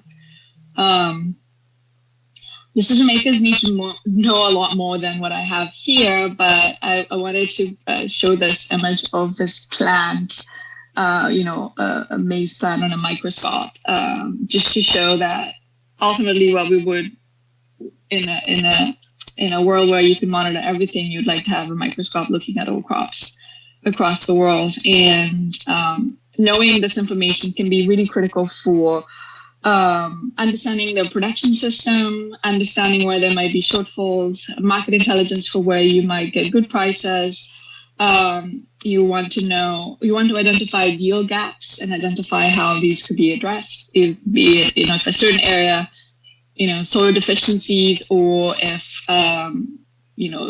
based on the historical performance of crops in that region, it's impossible for those crops to thrive. So you probably have to switch. And so a decision maker at a national level, might have some database basis for recommending different things that farmers can do to improve their outcomes. And so I already hinted about this, is that, we have all of these data being collected all over the world every day. And we have enough data to sufficiently monitor our agriculture, in the sense that sufficiently that we can already improve significantly what we're doing. And it's becoming, of course, much more challenging with climate change. This is just a depiction of machine learning, just kind of paying attention to the fact that we can now process much more data, get a lot more insights, and going to the questions that the farmer could, potentially ask, as well as just generally understanding what's happening in the world. We can know where what is growing. This is really important. You can know what crops thrive in what areas. The maps on the bottom just show, so the ones on the top are showing maize area. I know it's probably not clear on a much larger screen, where it's just showing areas where there's maize that's being grown, for example. So it's showing maize, wheat on the bottom, soybean, and rice. However, when you look at the one on the bottom, despite the fact that those crops are grown in all these different areas, you find that, for example, in this one right here, that, certain areas perform a lot better than others. So we find, greater than 9 tons per hectare compared to less than 0.3 tons per hectare for a lot of sub-Saharan Africa. And this is, that kind of intelligence, like you really see that there's a problem and you try to identify how you can fix it. We can monitor, of course, rainfall, temperature, soil moisture. All of these indices are really important for actually understanding, what might happen in a growing season, and you can track it in time. We can monitor conditions from space. This is great for market intelligence because you can find out really early what is happening in a certain region, or if there's going to be a drought. And you can zoom in to any geography, any administrative level, and be able to clearly understand where there might be issues. One of the systems that has been developed by our team at the University of Maryland is the SCAM system, which you can combine information on cropland and crop type, which can all be extracted from satellite data, and crop conditions. And so you can zoom into this particular system anywhere in the world, actually, and then plot what, is like a time series of vegetation conditions. And this, you can add other data layers, which I'll show a little bit at the end. This is a system developed by UC San Roque. I'm just showing ones that I'm, most familiar with, but there are many opportunities and many systems where you can get all of this information. It's open and it's available, and you can add it within your own workflows to make it useful for the specific problem that you're trying to understand. So in this particular one, you can look at rainfall, temperature, and soil moisture, as well as be able to look at the forecast for those different indices. And, all of those things become important for when you're trying to understand when events like droughts or the impacts of things like floods. A show this is developed by a colleague, his name is Ritvik Sajpal. It combines those data that I was showing you before, rainfall, temperature, soil moisture, into these time series data that kind of tell you where now compares to the last 5 years, for example, and what that might mean. This is an example for Eastern Kenya for maize for 2021. This is a couple of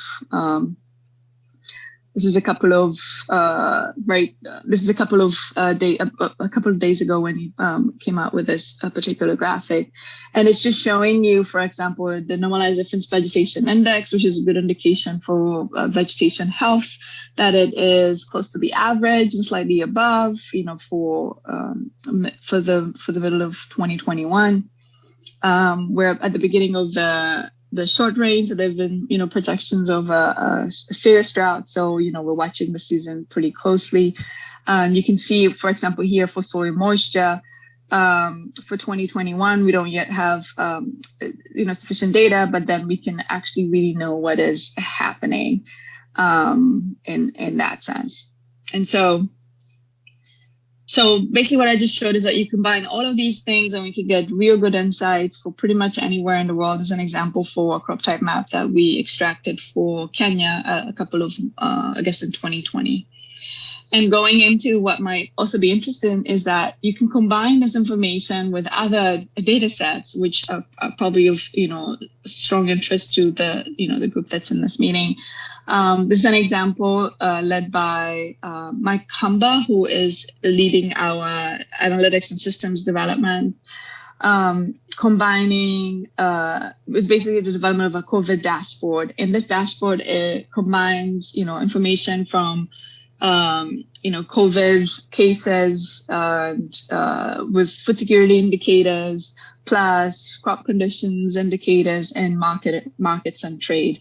And the system, gives you like a really great overview. You can overlay all these different data sets and kind of, from a broader perspective, you understand where things might get really bad. Here's an example looking at the food price index, COVID cases, and crop conditions. So here we see poor crop conditions, for example, and a massive, massive bubbles for COVID cases. And then you can look at the price for those particular areas. This is really, important for if you're a trader or if you're a decision maker, you want to know, for example, what areas might need, you might want to address problems with food prices. Another example of this is food assistance. For example, looking at food assistance, COVID cases, as well as crop conditions. So crop conditions can tell us if there might be even a greater need for food assistance at the end of the season. But if there's already a critical problem, for example, crop failure in Kenya in this particular case, a little bit of COVID cases at the time, and we're looking at what food assistance is in that particular area. So exceptional shortfall in aggregated food production and supplies. So this is just basically going back to all the history of we have satellites tracking conditions. You can combine that with price information, and you have a really good idea of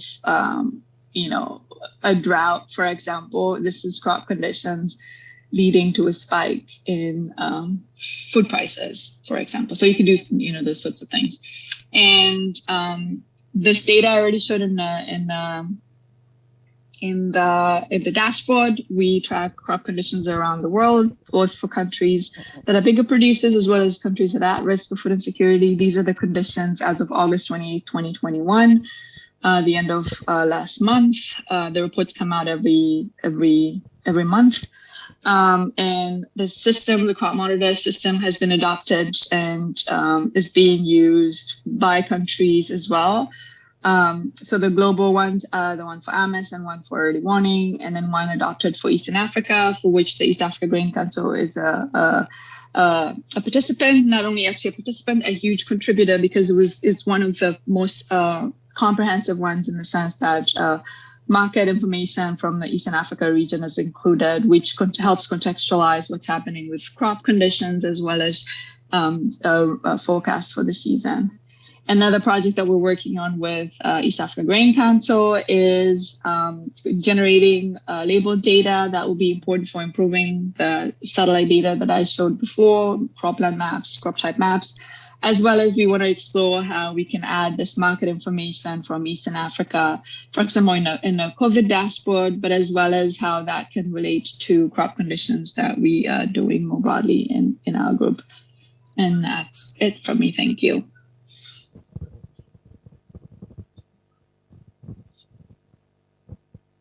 Thank you for that very insightful presentation.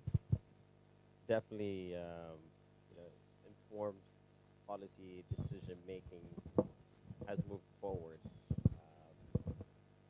And of course, in the developed world, has always been one step ahead. But what we're seeing is convergence of all this technology and know-how now coming to on a global scale to every part of the world, because we live in an interconnected world. And what happens in Kenya affects what happens in North America, affects what happens in China. Just a quick example with soybean markets, what happened a few years ago with Trump's administration trade dispute with China disrupted the soybean market. And what happened was the Chinese went to the secondary market, which is basically Argentina, Brazil, and so on. So those who buy from the secondary markets, including India and other big buyers of soybean, moved to the tertiary markets, which is basically Africa. So now what you have is African processors competing with essentially with Chinese processes, because the Chinese are putting pressure on the whole supply chain, value chain in the soybean market. So that's just a recent example how the world is interconnected. It's not in the old ways where you have these congregated small circles of trading arrangements, partly because limitation of supply chain and then transportation, logistics, technology, a route to market, and so on and so on. But now the world is small, or it's getting smaller by the day.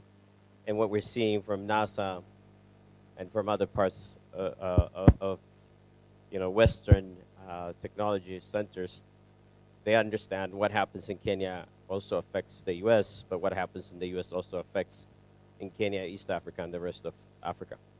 Thank you for that insightful presentation. Now we move towards a conversation with Yusuf Pasta.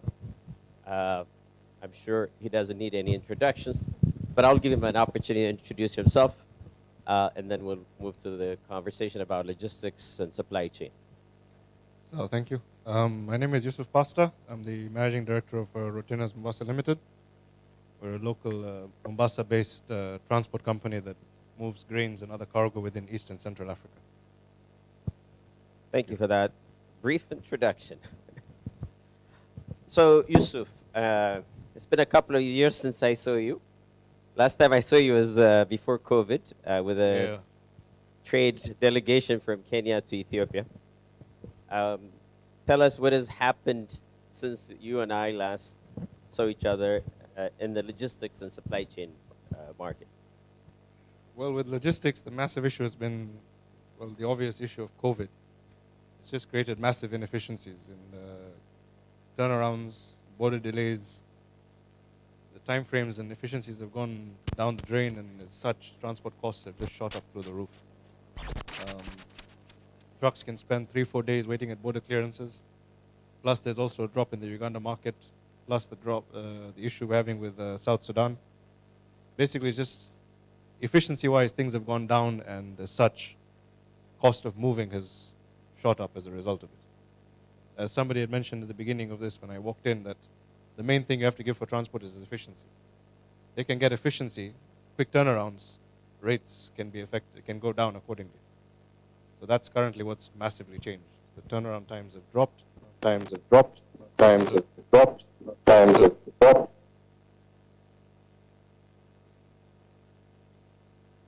This thing is possessed. This is part of the COVID experience too, so bear with us. Yeah, so a significant drop in turnaround times and then increasing costs everywhere, including COVID-related costs. When driver tests positive, they have to be stopped for 2 weeks plus their medical expenses, if any, come up. Plus fuel prices have shot up again. So it's generally been very rough cost-wise. So just give us an example of what was really happening. For example, you mentioned South Sudan, Uganda. What really happened at the border with Uganda and South Sudan? Well, specifically Uganda and South Sudan, basically the drivers and the other people involved in the movement stopped because of the difficulty in moving across. There's a lot of insecurity created on that side.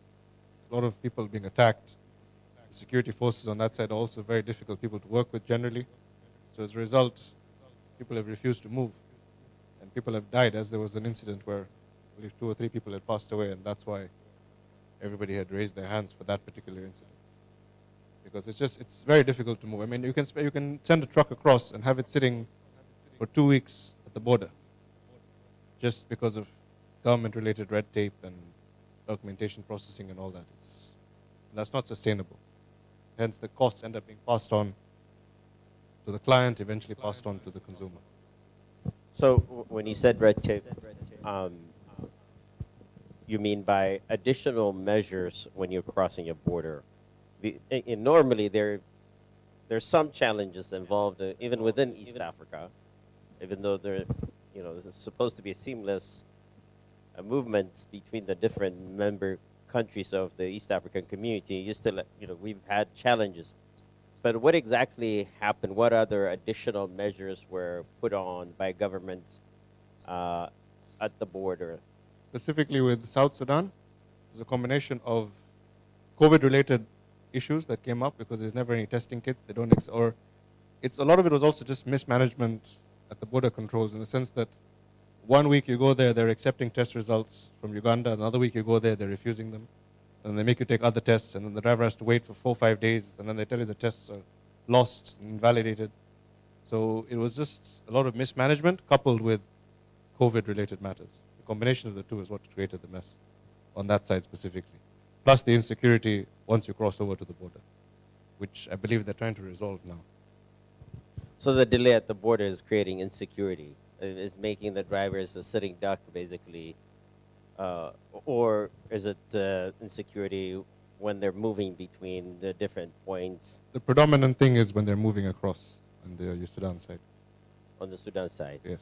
The delays on this side create insecurity, but that's something we've had to deal with in the sense that you're just sitting there for long periods of time. and the space available for the trucks is only so much. So that is there, but that's there in Uganda, that's there everywhere. But the main predominant thing with specifically with South Sudan was the security on the other side of the border is very difficult to deal with. The police and security forces and the army that are on that side are also extremely difficult to deal with. So that's at the beginning. Where are we now? Have there been improvements? There have been many efforts and interventions by governments, non-governmental organizations such as TEMEA. There are different attempts to improve the flow of goods across borders.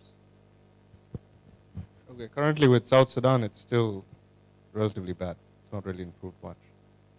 With the Uganda-Kenya side, there have been delays, but it's been up and down. But with Sudan side, it's still pretty bad. It's not really made much of a difference, to be honest. Have there been any innovations, introduction of technology-enabled processes? For example, the COVID test, is it something you could upload before you get to the border? Any kind of electronic enhanced measures to expedite the process?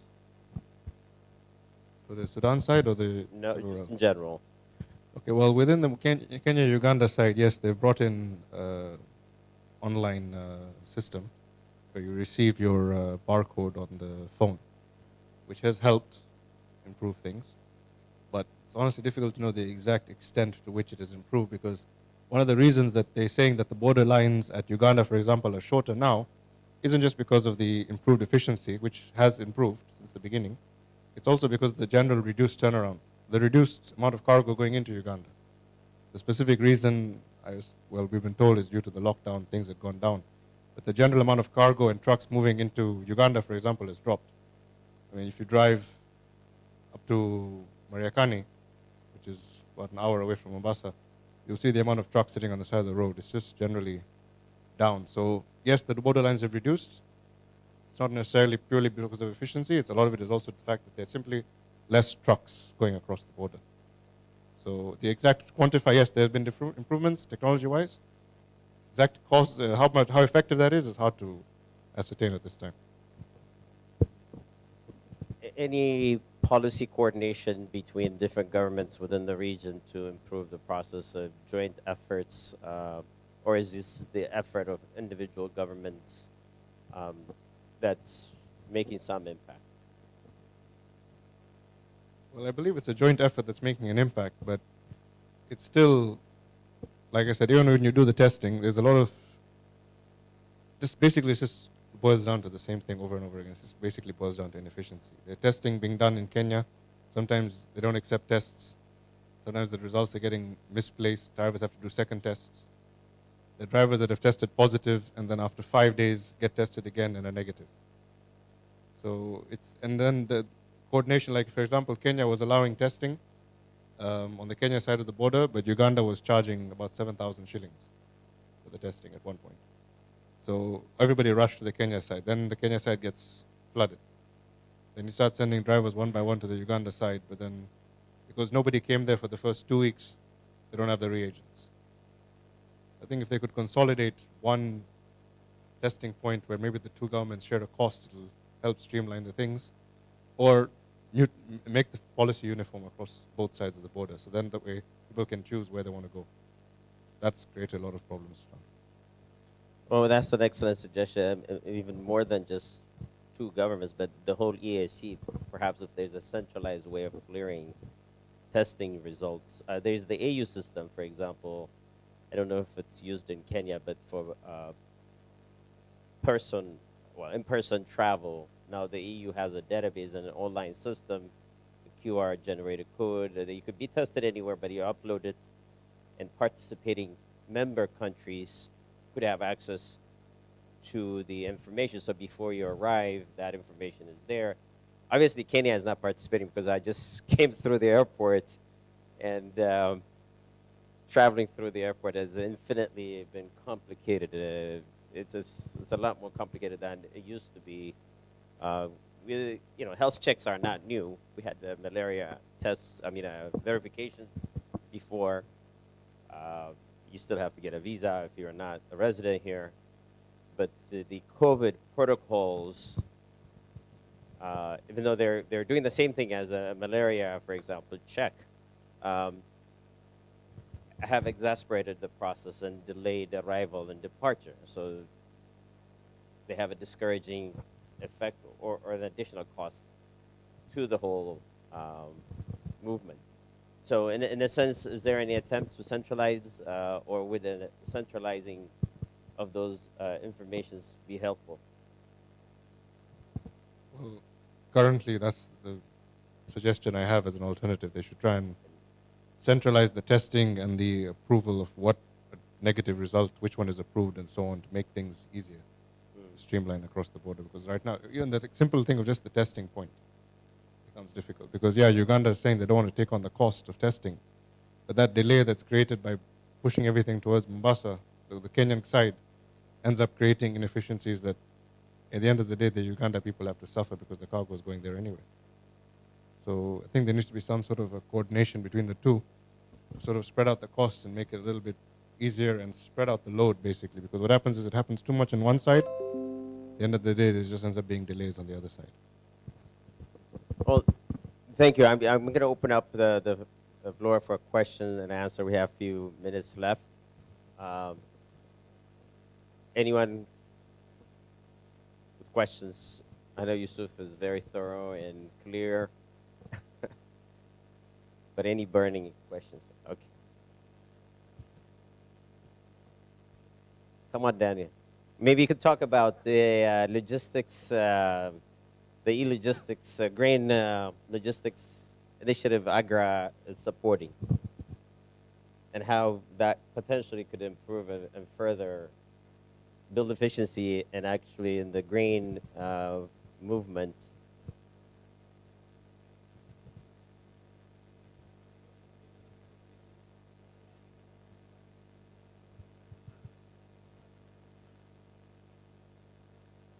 They're also online.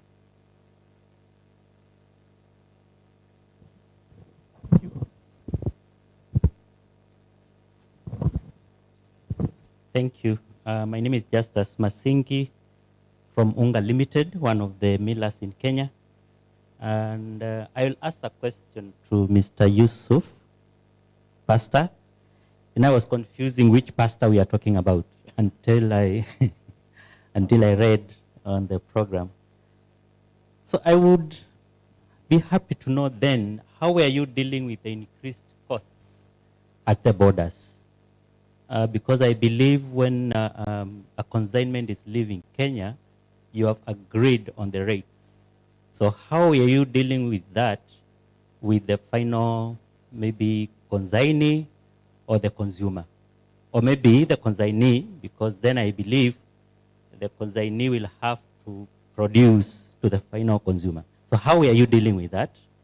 Number two, you talked of some test certificates at the borders. Maybe you clarify which certificates were these, because I believe we have some agencies here who may be issuing those certificates, and we will be interested to know then where are we with those currently. And then number three, do you deal with containerized or bulk cargo to either of these destinations? And probably number four, are you doing from Mombasa or from ICD in Nairobi? Thank you. Thank you very much. Moderator, do we take more questions? Yeah, if there are more. But those were excellent questions. Any more questions to Mr. Yusuf or Dr. Catherine or Anataria? Yeah, my name is Chris Shimba from Kenya Markets Trust. My question goes to the first presenter. Earlier on some of the suggestions that were made or in the issues around COVID-19, there was a lot of focus in terms of bilateral and multilateral trade to be able to shorten supply chains. My question will be, what evidence do we have that shortened supply chains work? Is it just something that we talk about, or is there evidence? Because there could be some of the supply chains that may not need to be shortened And of course, with the shortened supply chains, who does it benefit? Does it benefit the consumer? Does it benefit the producer? What of those that are in the same business in terms of route to market? Thank you. Thank you very much, Chris, for your question. Okay, an additional one here, then I think we can get some responses. Yeah, Mr. Pastor, also you maybe advise us on now currently, how then do we reduce logistics costs, either within Kenya or within East Africa? Thank you very much. I think we have about 4 or 5 questions for Yusuf and May we start with the first presenter, the question directed to the first presenter. Okay. Okay. Okay. Can she hear us and be able to speak?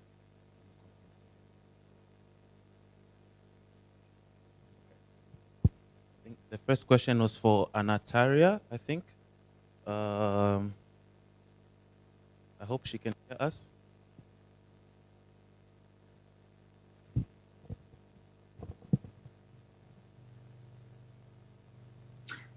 Yes, I can, Kim.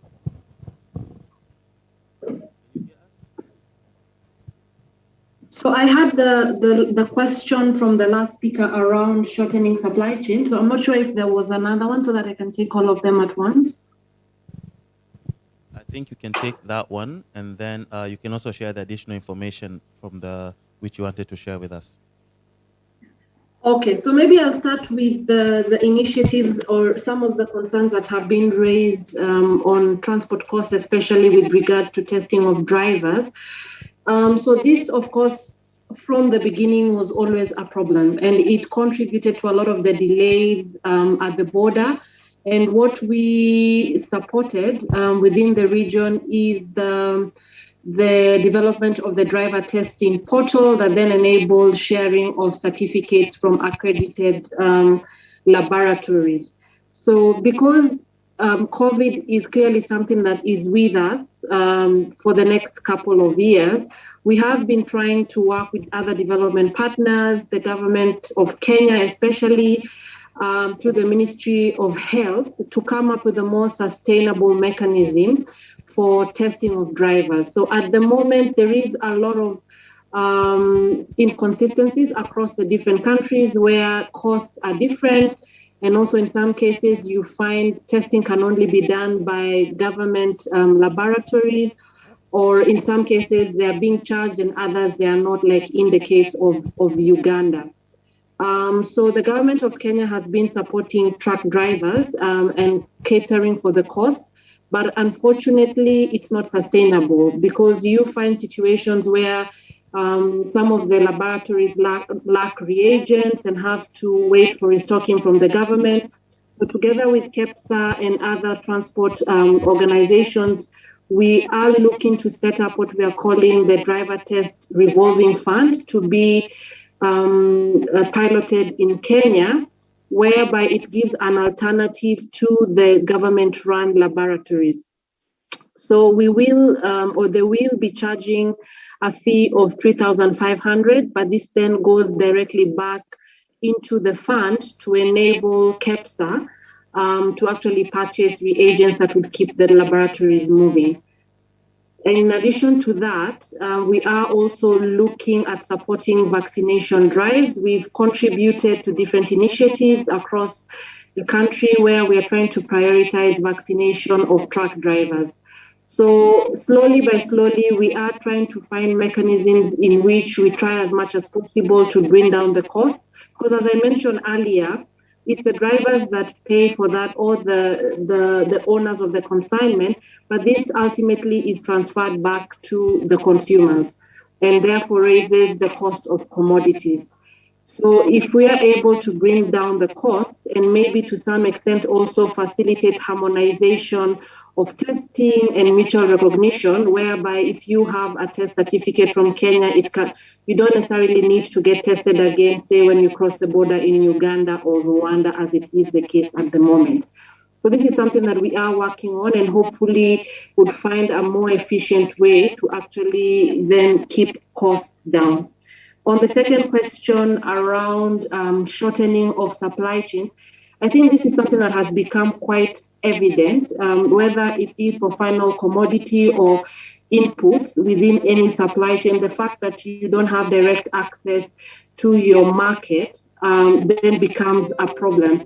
So we saw this with the over-reliance of a lot of imports from China. Once they closed down, then a lot of the things within the region also shut down. And thus, governments were pushing private sector players to kind of reformulate and see how they can meet the demand on some of the, say, inputs or commodities that were required in the region. So that does mean that we need to not close out fully in terms of longer supply chains or accessing markets that are not within bilateral agreements, but looking at opportunities within our domestic or regional markets for local sourcing.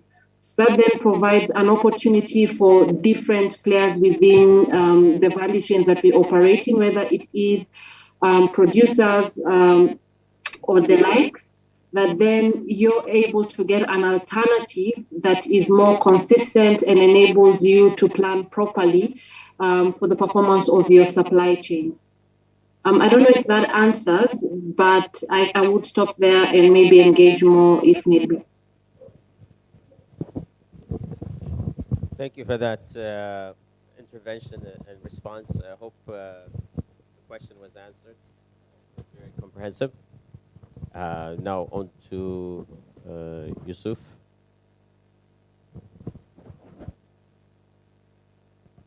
You want it? So, yeah, so thank you, Anataria, for that. So there's other questions directed at Yusuf.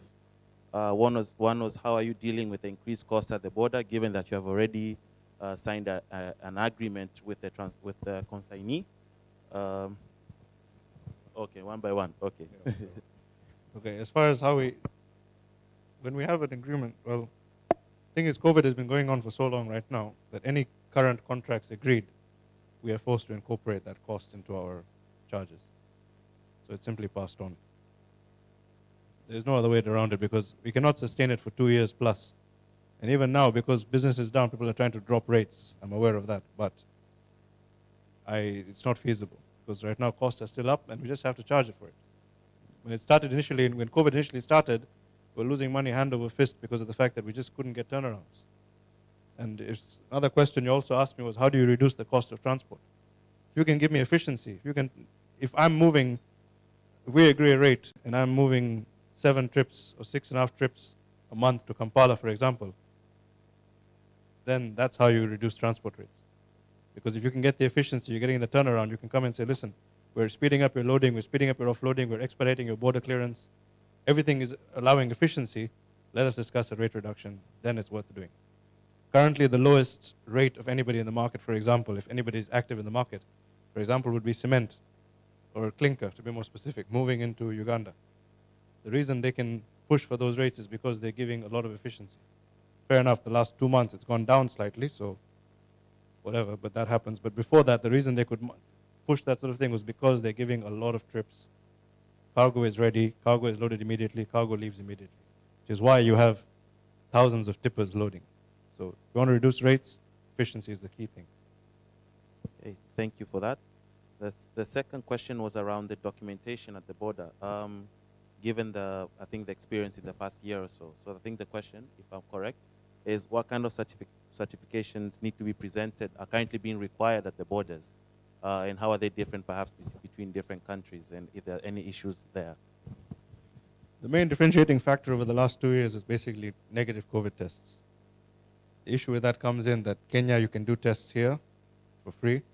Uganda, you can't anymore. They're charging you 6,000-7,000 shillings.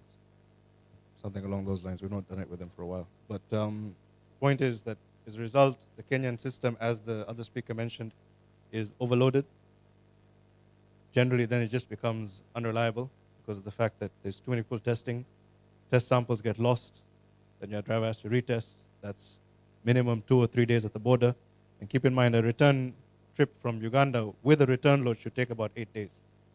So if I've lost 3 days waiting for a test, plus another 3 days waiting for a second test, That's what, $3,500 of income per truck down, just on one trip. And then you're not even charging that much to go and come back, so then what happens? So that's basically the gist of the thing that's creating a lot of problems at the moment, as far as documentation specifically goes. Okay. Thank you for that. And the last two questions, I think you could take them simultaneously. Are you guys at Rotainers dealing with containerized or bulk cargo?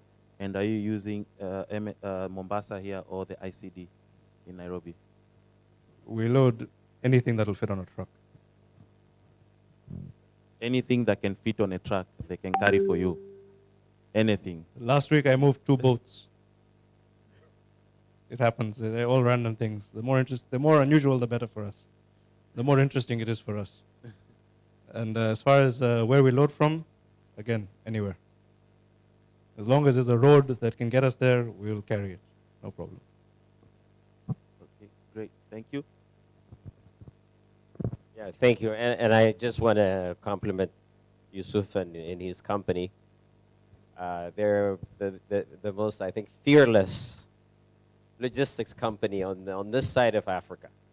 It's not an exaggeration. I know when I was here in Kenya working with the East Africa Trade Investment Hub, we were trying to get maize from Ethiopia down to Kenya in 2017. Most of the transporters refused to go up north. I just said, are you crazy? You're going to get us killed or robbed, right? Not Yusuf. There are certain pioneers who are fearless, and he led the way. And after his participation, everybody else followed. I mean, some were quoting prices that were 3 times more from Mombasa to Kigali than from Moyale to Nairobi.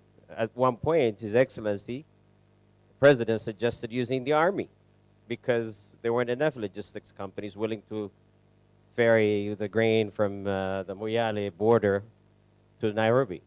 And some of the millers, I remember Mama Miller, for example, he drove his own truck because there was no one else to go and picked up his own maize. And so I want to compliment Yusuf and his family and his company, for really working hard and being willing to take a risk. The difference is, I was working in a food security situation, grain trade for food security, from surplus to deficit movement of grain is critical. The logistics cost goes into the cost of grain and food in general. In a normal time, even before COVID, in East Africa, the cost of logistics accounted for about a third, or about 30% of the cost of food. So when you buy the ugali from Unga, 30% of that cost is because of logistics. And inefficiency with logistics, whether it's at the border or the companies or whatever, adds up. And you'll have parts of the population going hungry. Maybe instead of eating 3 times, a family might eat twice. So logistics has a huge impact on food security, the well-being of the nation, the well-being of our children, our elderly. So it's an important sector. And the logistics folks have to be seen in a different light. Sometimes people forget. Without them, nothing will work in this world. So I want to thank Yusuf. I want to thank the organizers for inviting me. This will be the end of this session. Thank you, and have a good day. Hope to meet you. Thank you very much. Thank you very much to our speakers and to our also online speakers, Dr. Catherine Nakalembe from University of Maryland in the US, NASA Harvest, and Anataria Karimba from Trademark East Africa. We have reached the end of this session. Our colleagues from Breakout Session 2 will join us here. So please remain seated as we plan to resume the rest of the program, which will be our last session for the day before we go to what we are all expecting to go to, right? I will not say what it is. I'm sure you are all looking forward to go to it. I can see some people already looking at me like they can speed up the clock. Yeah, so we'll have our last session, but incredibly important to what it is we do at EAGC and all of us here, which is around structuring grain trade. So it speaks a lot to the theme of the summit. So we'll resume that in the next 5 minutes or so. But please don't go anywhere far. We're about to get started. Thank you.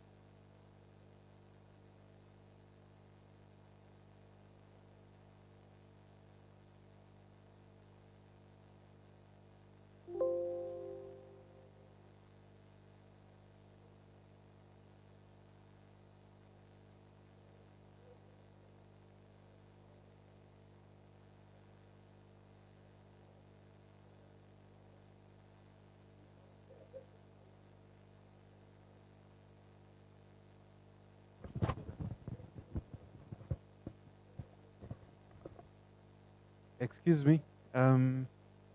We'll be circulating a feedback form for the breakout session that we've had.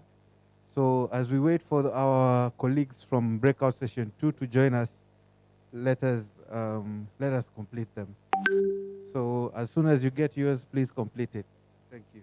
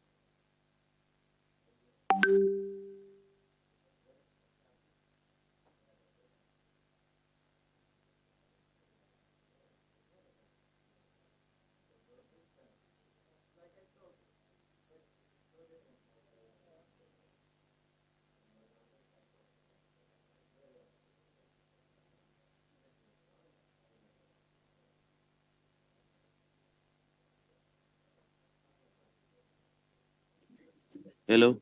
Hello? Hello? Yes, Kim. Colleagues? Hello? Yes, Kim, we can hear you. Thank you, Anataria, for confirming. Anataria, can you hear me? Confirm one more time. Yes, I can hear you. Thank you, Anataria.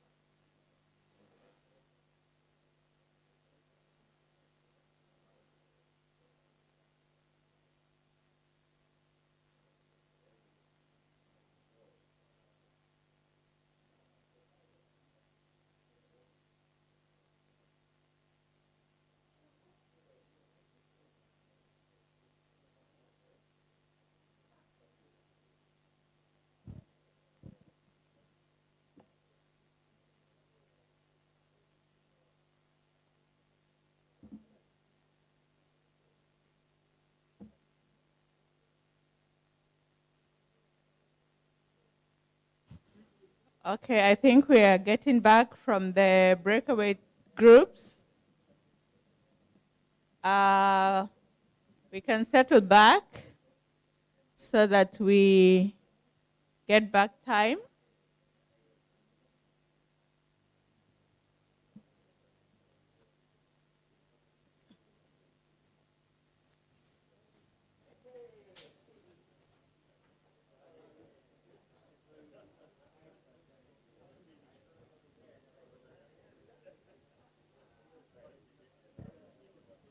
So our online guests who are joining us online, welcome back. We want to do the last plenary session of the day. And our topic today is structuring grain trade value chains in Africa for greater resilience and prosperity. So we would like to call our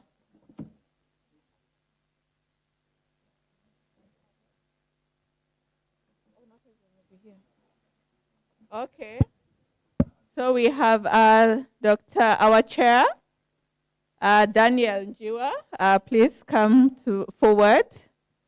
He's a regional head of food trade and resilience in Agra.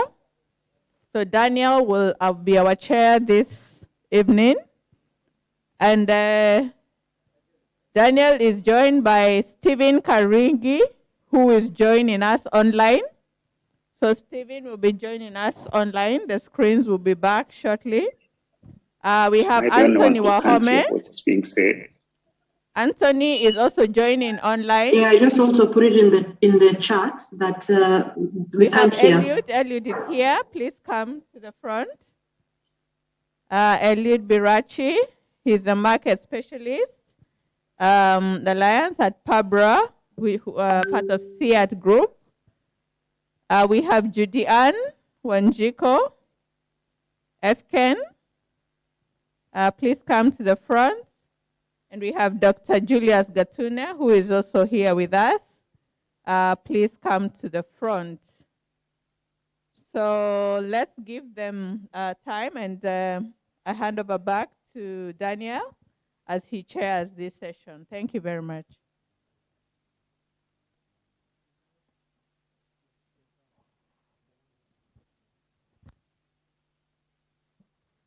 Okay.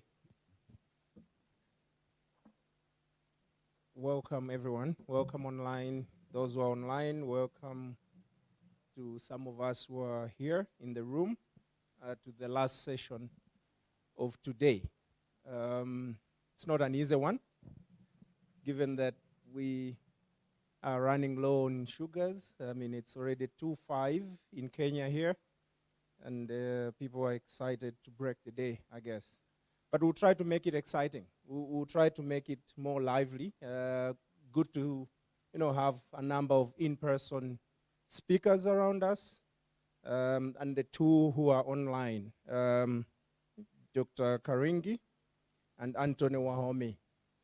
So I'll not take much time. My name's Daniel Njiwa. I head the Regional Food Trade Program at AGRA, based in Nairobi. Our program is supported by the UK government and is running for 5 years. We have 2 years to go. Our main aim is to really help in, improving Recording in functionality progress. of regional markets for food and improving regional food security in the process, inclusive income growth. So how do we get, the majority of our smallholder farmers participate in regional markets? I think this has been a constant feature today, to see how do we bring our small farmers to participate in regional markets, to benefit, improve their livelihoods, increase incomes, and also improve their nutrition. So I think this is really, really an important session to close the day. I think most of the topics that will come up, you will realize, will be rather a reinforcement of what we've already heard today. And I think our title today, provides us an opportunity to really reflect back on what we've discussed today, but more importantly, where we're coming from. The last 1 year, and I think the onset of the pandemic, COVID, has really, highlighted a number of things and perhaps, increased the urgency in addressing some of the challenges that our markets face. We have already noticed that a lot of our food in Africa is imported in billions, and yet we have, the opportunity to produce this food locally or within the continent, because we have a lot of, arable land. And other statistics also show that, about 60 to 80% of the food that we consume in Africa is actually produced by small farmers and even moved by SMEs. So there's a whole reason why we need to work with this and benefit small businesses and small farmers. At the same time, a majority of it is moving through informal channels, and that's where the problem is. When you have, a crisis coming in, you want to be, on your best foot to be able to know where is this food sitting and how is it moving. And I think from the previous presentations, we've seen, other technologies like what Dr. Catherine Nakalembe presented, helping us to be able to see, or focus production. And I think there are other initiatives by Trademark who have, we're in the room as well, talking about digitization and helping green channels. I think all of that is important and allows us to be able to, make sound decisions around these things. I mean, when we talk about resilience, greater structured trade for greater resilience and prosperity, really, I pull out the word resilience and reflect on it. This is basically how do you, walk back and perform better after a crisis? How quickly? What is the ability that you have, or the capacity that you have, to come back to your feet after coming across a challenge? And this is what we want to be reflecting in our session today. Just one last point that I wanted to mention. As AGRA, I think we have been, also at the forefront in trying to support structuring of markets and trade. Like I mentioned, the program that I'm leading at AGRA is really working directly with our small businesses and large businesses, as well as small farmers. How we want to link all of those players together. And we use a demand pool approach. So we identify where is this, demand existing. I mean, if it is maize, if it is soybeans, who is the biggest buyer of these products? And then work backwards the supply chain. Where are they sourcing this from? And then further backwards, from which farming communities, and how do we then link all of those, players, on that chain to be able to ensure that there's equitable, distribution of benefits and profits and information across that chain, to improve structuring of trade, to improve predictability of markets, and to improve incomes as well. So that's one way we're doing it. But I think last 18 months, after we have come across the COVID situation, we even went a step further to say, hey, how are our governments responding to the situation? Is there data, is there evidence out there, for which they can be able to make decisions? And we realized that this was a big problem. We were having regular engagements with PSs, permanent secretaries, ministers, manifestors are familiar in the room. And what we learned is that none of the, majority of the governments that we work with in Africa actually had this data on their fingertips in terms of, focusing production, in terms of how much is moving in trade, in terms of food, or where is the surplus sitting and where can they buy from. On top of that, decisions that came up, by these governments were rather ad hoc because they were, trying to protect themselves, self-sufficiency reasons and all this. And I think AGRA moved a step, further to work with NASA Harvest, the University of Maryland, we heard from Nakalembe, FAO, and with support from other development partners, to start a regional food balance sheet initiative, which is a digital regional food balance initiative. So we are now able or constructing, a platform which will allow that we can leverage satellite technology, crop modeling techniques, to be able to focus food production, before even a crisis hits. And some of that will be relevant as we go on. But I think I should stop there for now. Let me not preempt what some of the colleagues on the table here will be speaking to. I just want to check with our technicians if we have Dr. Karingi online. Dr. Stephen Karingi is an economist in the United Nations Economic Commission for Africa. And yes, they have been at the forefront of conducting research on the impacts of COVID and how this can affect trade, and they can share with us those ideas. And I think using the triple helix model, we're going to also hear from Anthony Mahome, who's looking at triple helix model. Triple helix, for some of us who are not too familiar, is the interplay between government, research, and business in grain trade, and how that contributes to resilience. We have Eliud here, Elliot, who's sitting next to me, who's also going to be speaking to the same model in beans in Tanzania. Juliani Wanjiku in the middle, who's coming from Pabra SIAT, International Center for Tropical Agriculture, talking about innovative financing arrangements for grain industry. And lastly, we have Dr. Julius Gatune at the far end, who will also be presenting a triple helix model for the rice value chain. But before we invite Stephen to give his remarks from UNECA, I think we have a colleague from the International, the International Grain Trade Coalition. He will take 5 minutes of our time to just, greet us, but also give us a context from the global scale, how they're looking at, grain markets in the environment of COVID. So, Kim, are we ready with? All right. Over to you.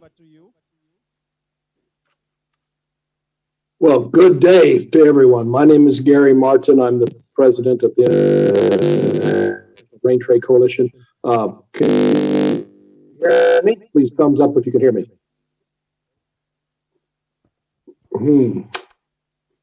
I'm not sure that anyone can hear me. We can hear you, Gary. Okay, thank you. So Kim, if you would just, thank you for showing these slides. I will be brief. I want to congratulate the both groups, and particularly the East Africa Grains Council, for this excellent set of discussions. I want to applaud those of you who recognize that the world is not flat and logistics matter. And that's really what the International Grain Trade Coalition is all about. And EAGC gives you all access to our work. So moving quickly through the slides, just to explain a little bit about our perspective. And of course, we can always talk to Gerald Masilla and find out more about what's going on with this group of trade associations like EAGC, who are working together to facilitate trade. Swiss domicile, next slide, please, working with 8,000 businesses across 5 countries. Go ahead and Kim, move the slide, please. And in our work, hoping to move to the next slide if you can, Kim. You can see our profile. We're a growing group, have brought the Federation of Trade Associations together, working with the grain trade on aspects of policy as well as best commercial practices, including innovations of around the digital environment and digital ecosystems. So our objective is largely to support your work with the African Grain Trade Summit. And we see structure in trade as certainly incorporating both public and the private sector to provide for a competitive and reliable, resilient, responsive grain trade system, understanding that innovation inspires all of us to meet our common interest in providing for local, national, regional, as well as global food security. Next slide, please. Our work is largely with international institutions, and some of those are listed here on this slide. And we do see the global rules as essential in providing for effective and efficient, cost-effective delivery of affordable nutrition around the world. And these are some of the organizations that the International Grain Trade Coalition, that Gerald Masilla happens to be the treasurer of, along with me as president. The volunteers, all of us are working together to impact these institutions. Next slide, please. And also working regionally. And we're open to increasing our work in Africa in particular. That's why I'm so impressed and so honored to be attending virtually today your sessions. Next slide, please. So at the end of the day, resilience and reliability in the grain trade, that all that efficiency, that effectiveness, providing for a response to conditions. I think I've seen one other hurricane or tsunami in some of the visuals today. Here in North America, of course, I think you're aware that we've just come off a hurricane season that was quite damaging to our ability, but we've been resilient and quite reliable in our ability to trade. The global sourcing that occurs in the grain market and the trade, the logistics that provide for meeting customers around the world are really why we can be so effective in the grain trade. So again, sharing our experience with you, learning from you is greatly appreciated at the International Grain Trade Coalition. We look forward to further work with all of you, including the East African Grains Council. We're always looking to grow our network, and please contact us at any time if you have an interest, either through EAGC or directly with our secretariat, again, with our Geneva-based institution that actually works worldwide and has, in the COVID environment, embraced these new technologies that allow us to communicate virtually anywhere and anytime in the world. And I think you will find our assistance and our interest in understanding better your situation and how we can help to be quite effective. Thank you. Enjoy the balance of the conference. I look forward to at some point meeting all of you in person if it ever becomes possible. Thank you. Thank you. Thank you, Gary. Thanks a lot. We have Gerard here, who's also a treasurer here for the International Grain Trade Coalition. So I think for the contacts, if we want to learn more, I guess we can talk to the executive director of EAGC. At this juncture, I'll be inviting Stephen Karingi, who's online. Stephen, I'm really very cautious about time.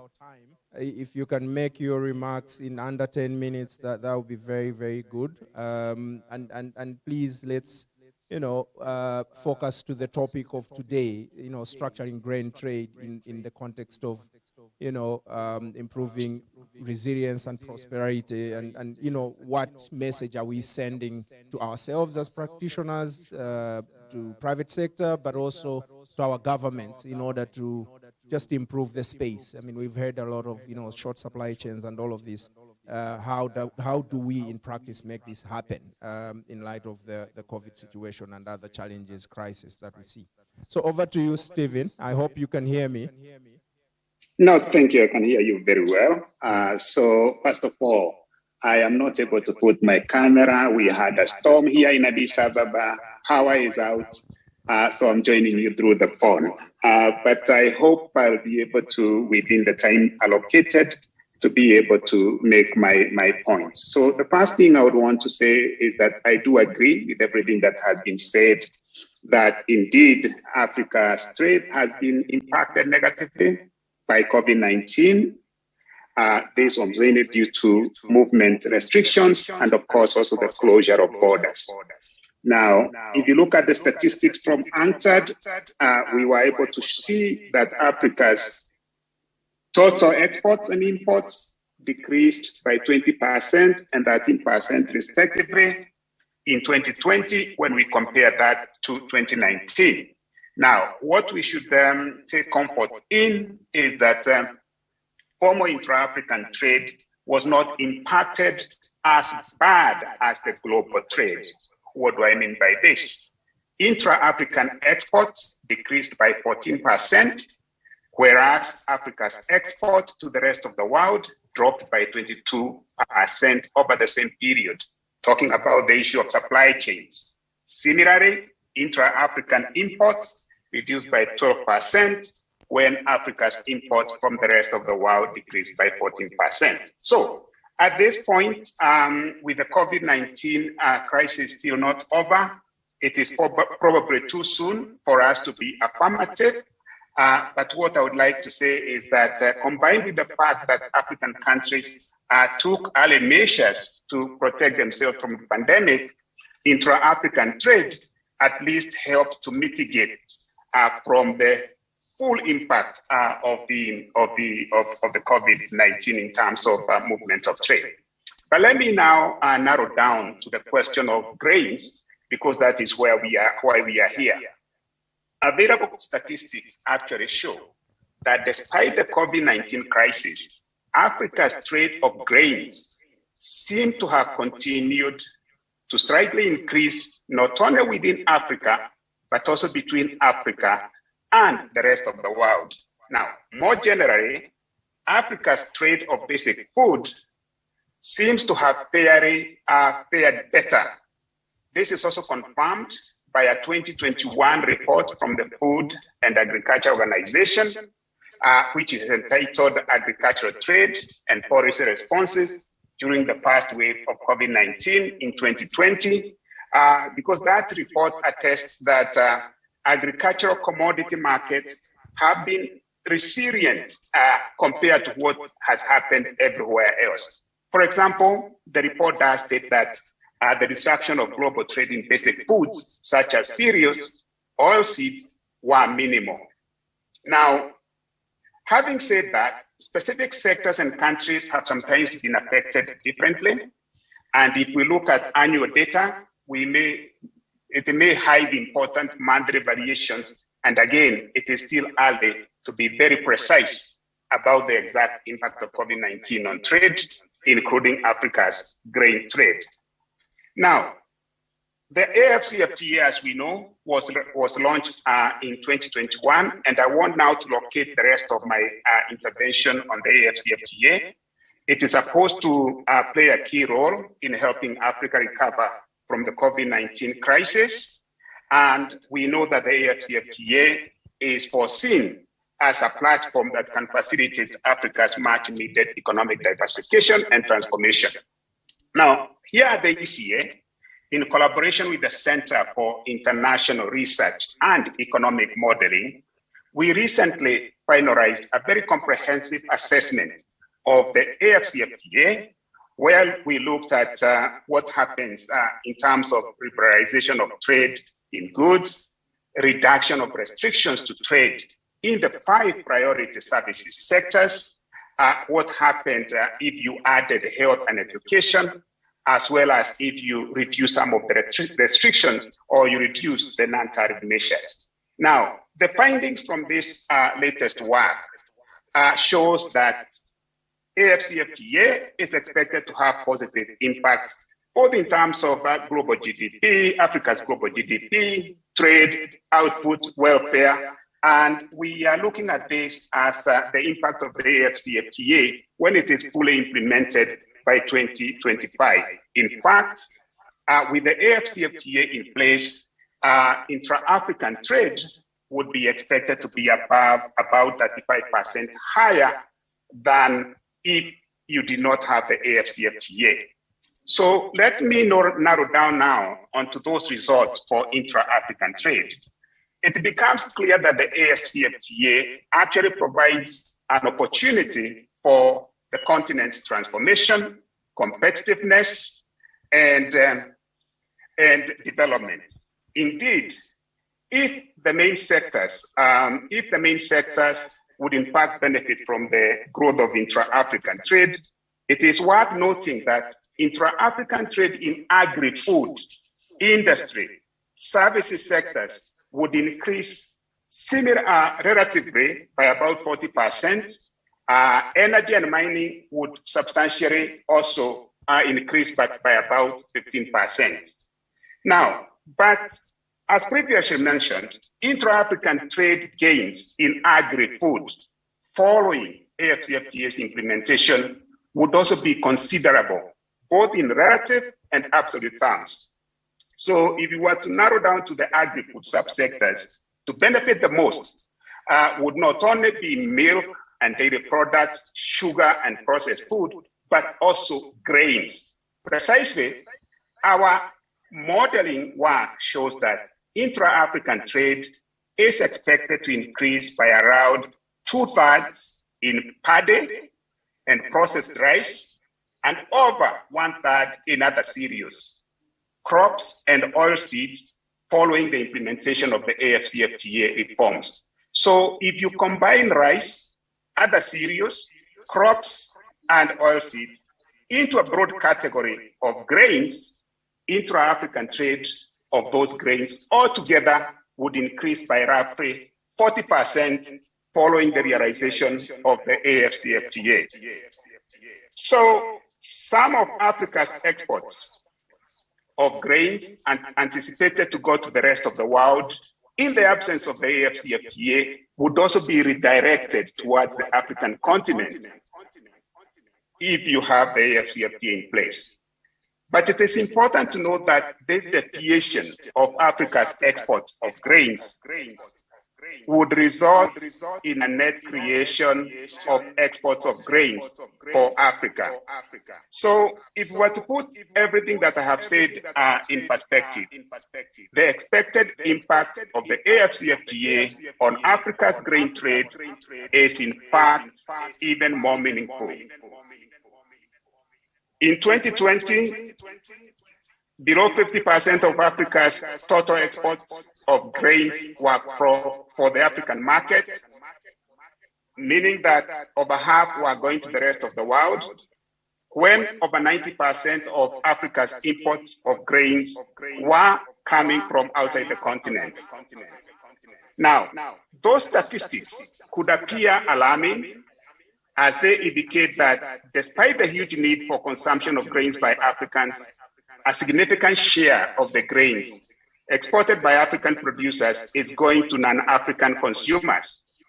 But our analysis showed that in 2045, and following full implementation of the AFCFTA, the share of Africa's total exports of grains to the African market would increase substantially. This in turn could contribute to improving food security across the African continent. So as you can see, the story of the AFCFTA is positive when it comes to the grains market. And what I would want to say is that the very positive impact of the AFCFTA on intra-African grain trade and intra-African trade at large should not be underrated. The considerable intra-African trade creation would lead to an improvement in Africa's overall output, with Africa's output in the grain sector also expanding as well. So here this year we have started expanding our analysis, and now we are asking the question, because Chair, you talked about the small farmers, we are using detailed household surveys to try to understand the implication of the AFCFTA reforms on inequality and poverty at the current at the country level, knowing that the grains trade that I have talked about is as a result of the work of the rural farmers, both female and male. And just before I conclude, let me say that the findings indicate that the AFCFTA would also contribute to reducing both inequality and poverty in African countries, of which grains would contribute to that.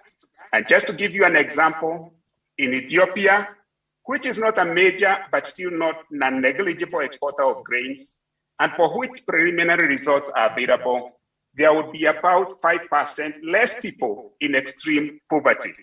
That is those who are living with less than $1 a day, if the AFCFTA was realized, compared to a situation where the AFCFTA was not in place. So just to conclude in 1 minute, let me emphasize the critical importance of reducing restrictions to services and tackling non-tariff measures. Why I say this is because services are vital for grain sector. For example, transport services, if improved, as seen in the AFCFTA, they can facilitate speeding up of the movement and delivery of grains to consumers. And our findings also demonstrate that non-tariff measures strongly limit intra-African grain trade. So we have to do something about that. So let me stop there, Chair. I'm happy to come back to some of the figures that I've mentioned and also the modeling work that has contributed to those figures. Thank you very much. Thank you very much. Thank you very much, Stephen. These are very important statistics. And I think listening to you very carefully, the picture really looks quite optimistic going forward. And I think, you know, in light of the launch of the ACFTA, I'll come back to you in a short while, because I really like to see how really this optimistic picture, you know, is interpreted at the small scale, you know, and also taking into consideration the fact that, you know, we have massive informal activities happening in the agri-food sector. At this moment, could I invite also online Mr. Anthony Wahome, Chief Executive Officer for AG Group International. If you're there, Anthony, can you hear me? Please. Can hear you. Give us your presentation, and just like Steve, please make it very concise and to the point, so that we can, you know, manage our time better. Over to you, Mr. Wahome. Thank you very much, and appreciate the opportunity granted to be part of a contributor in this forum as we seek to look at greater resilience and prosperity in this nation. If they could put up the presentation, I would appreciate. As they do that, just to do an intro to save time, Endless Africa is the flagship company that we are tackling agriculture with. We are looking at disrupting various parts of agriculture to improve productivity, cost of production, and ultimately empowering the farmers and stakeholders in terms of bettering their end gains and improving lives. The facilitator did allude to what Triple Helix is, which is a convergence of government, research, which is academia, and the corporate business sector coming together. Prior to this, the three arms have worked independently of each other, where the government sets policy by itself and sets up institutions which do not get leveraged by the private sector. Academia, on the other side, has done a lot in terms of research, but not had the opportunity to develop practical cases to confirm the same. And then the business sector have also done their own bit without integration. So when you talk about Triple Helix, we're talking about these three arms coming together and working collaboratively and collaborating together to be able to commercialize and improve agriculture or other industries. It's not only tied to agriculture, but it can cut across all industry, whether it's manufacturing, affordable housing, or even health. So the key thing to remember is government participation, research, which is academia, and the business for commercialization. I will quickly just delve into how we have leveraged on this learning to be able to provide for greater resilience and prosperity. And the example I will give is what we did in the rice sector. We're now looking at fodder, where we've been able to cut by half the cost of producing the energy sources. We're now looking at the proteins, because when a farmer is paying more on the concentrate than the price he's getting per liter, you don't need any much calculation. You know that that farmer is not in business at all. And our dependency from the neighboring areas and countries to grow our protein sources and brokering along the way is actually making farming in terms of livestock almost unbearable. So we sought to disrupt by getting back, and I'll show you how academia and conversations with government are helping us to do that. So in our case study of Mwea, we went in and deliberated on how to disrupt the rice production sector. And in that, we were looking at key objectives of improved yield, price, and contracting the farmers.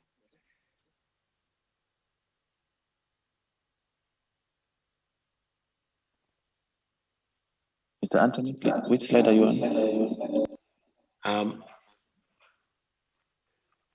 You can go to the next one. All right. So fine. So the challenge, let me start by looking at the challenges facing grain trade. Inputs fragmented, very many small farmers, small producers, poor quality and counterfeit goods. In terms of production, low yields, which means you cannot ultimately achieve better pricing, because yield is a function of what your cost is against what you produce. And then the seed conversation, inputs, and then the whole knowledge, low knowledge in terms of understanding aspects of quality, lack of mechanization, And again, back to varieties, you find that farmers want to take shortcuts and plant from the harvest without going back to quality seed. Logistics, I've heard in the presentations, has been covered greatly. Post-harvest issues, storage, lack of storage facilities, transport challenges, a lot of mediators along the way.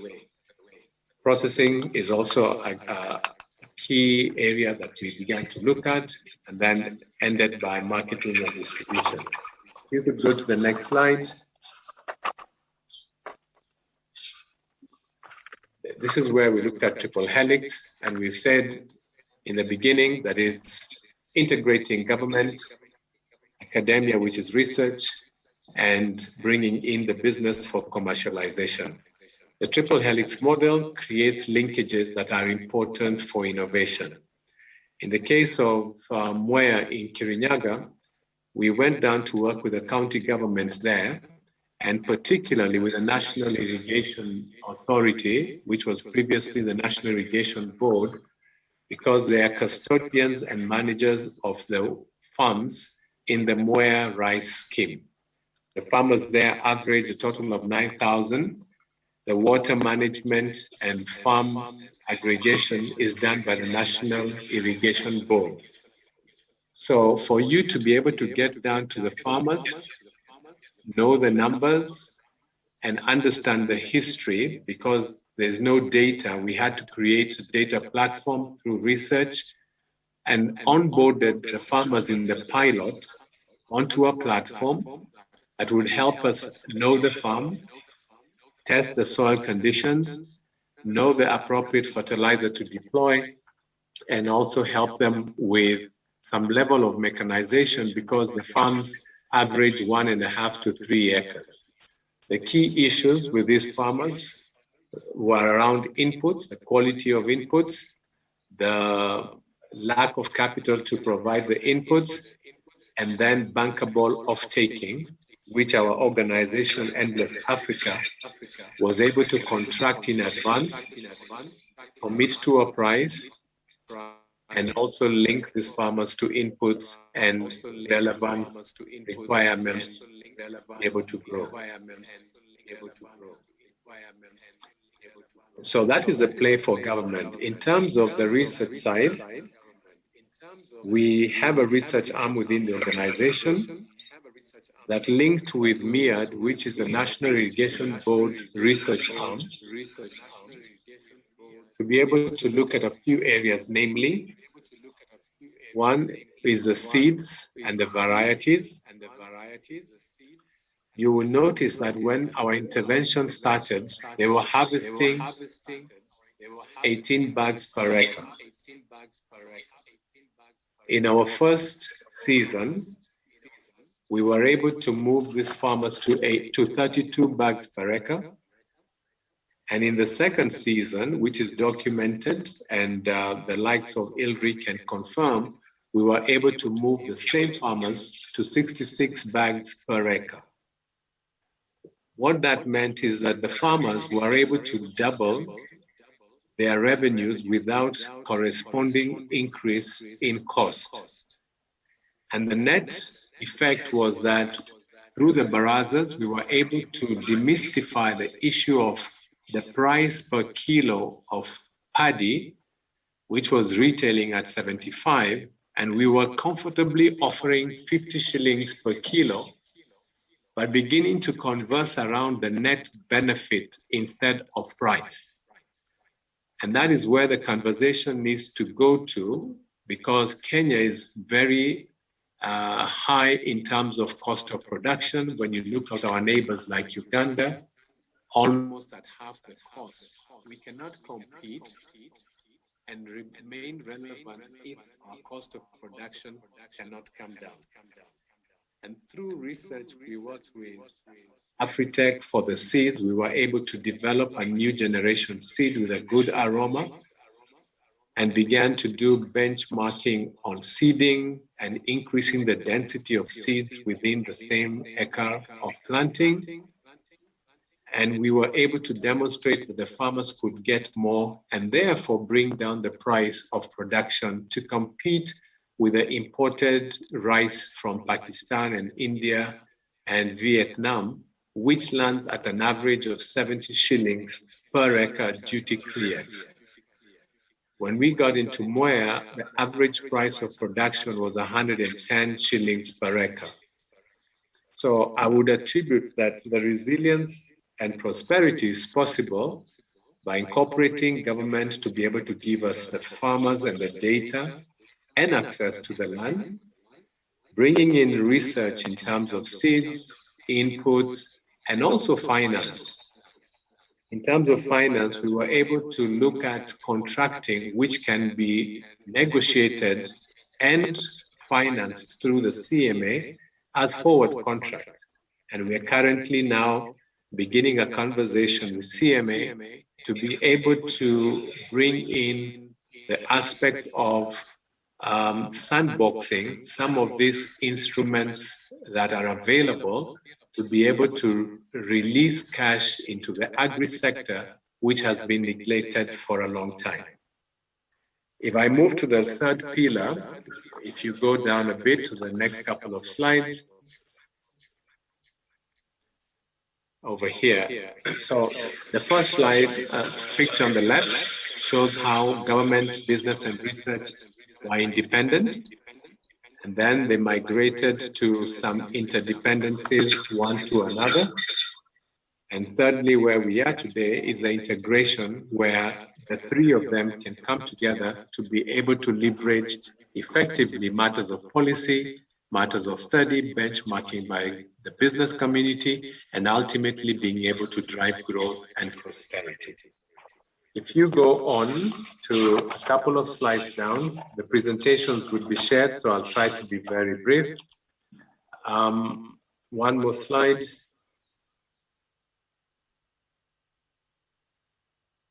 Next slide, please.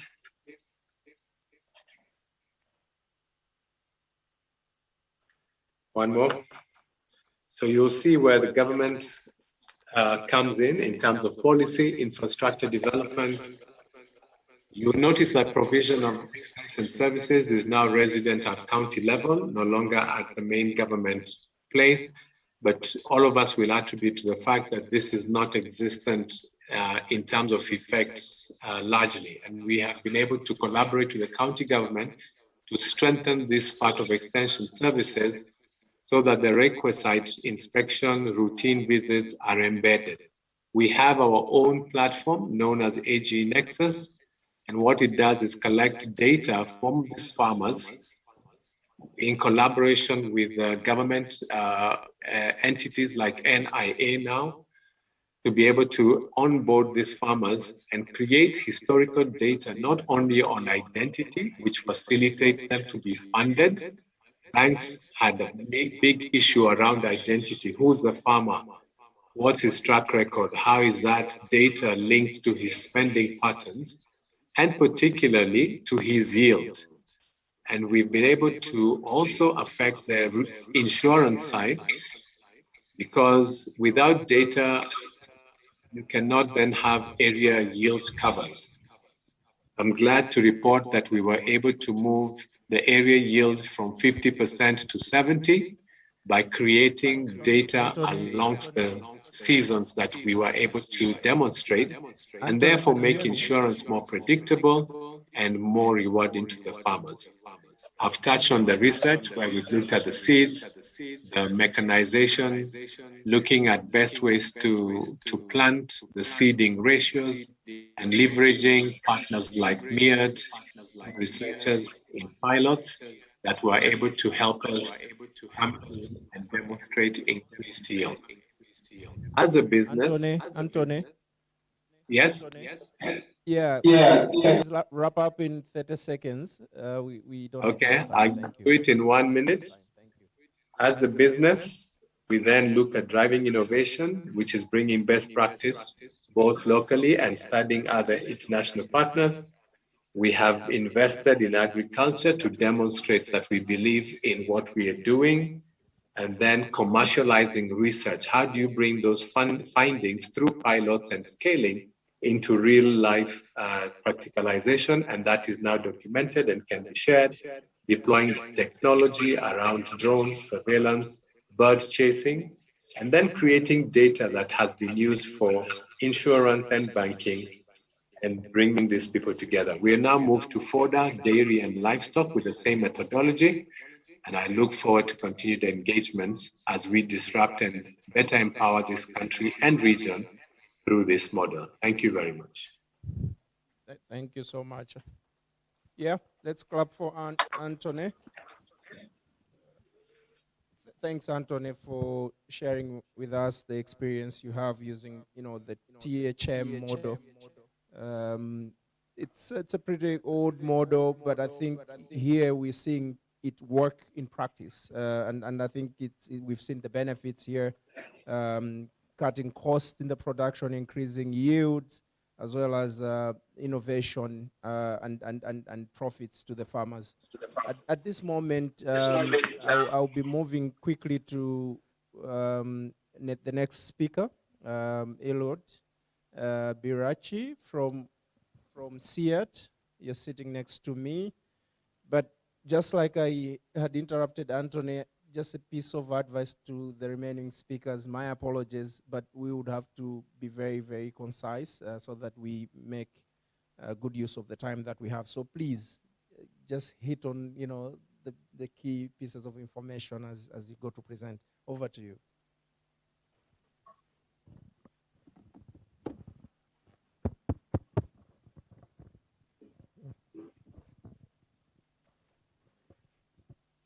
Hi, Sue.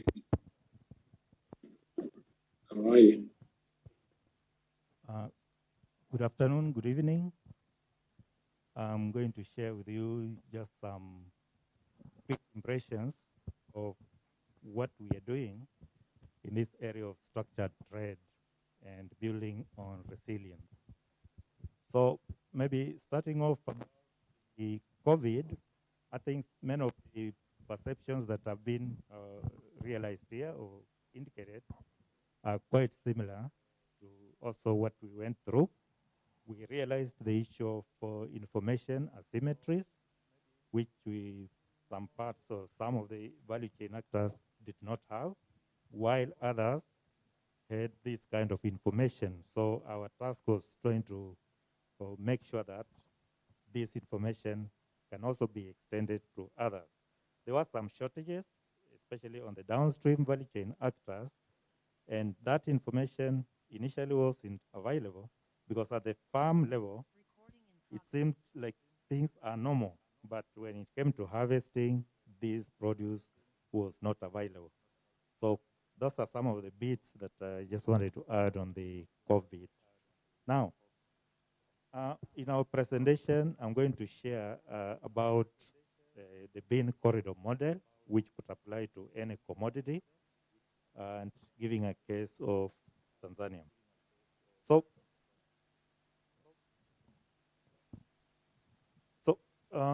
just maybe I'll go to why should we focus on bean? So most of us are focusing, of course, we know the grains, we know the cereals, and in terms of trade, possibly bean not common bean, for that case, not soybean, are not always one of those at the forefront. But we are focusing on this all the way from development of varieties to the trade and even consumption. And it's because of the importance of this crop and, of course, the nutritional value, the micronutrients that are in this bean, in addition to protein, are really areas of key interest. Now, just looking at what is this commodity model, the corridors model.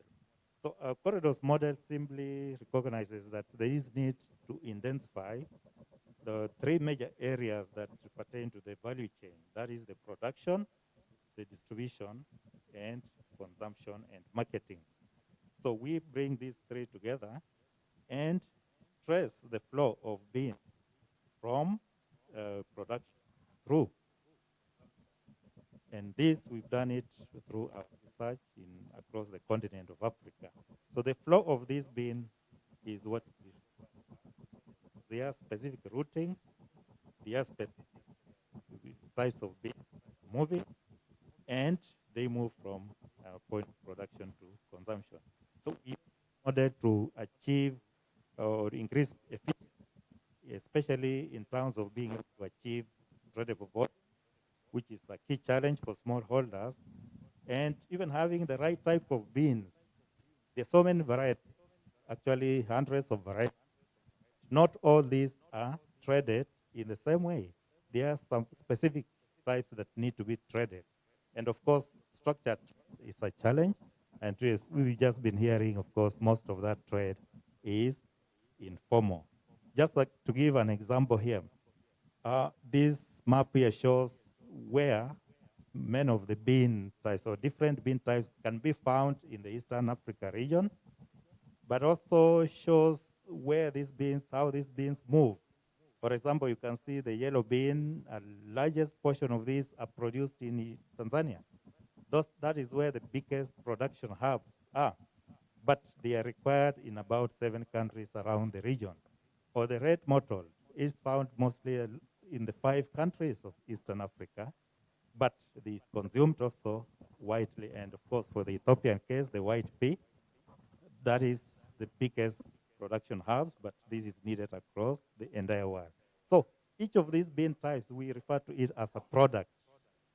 So a product, which is in this case, is the market class. So the demand for these beans is not all the beans, but for specific bean types.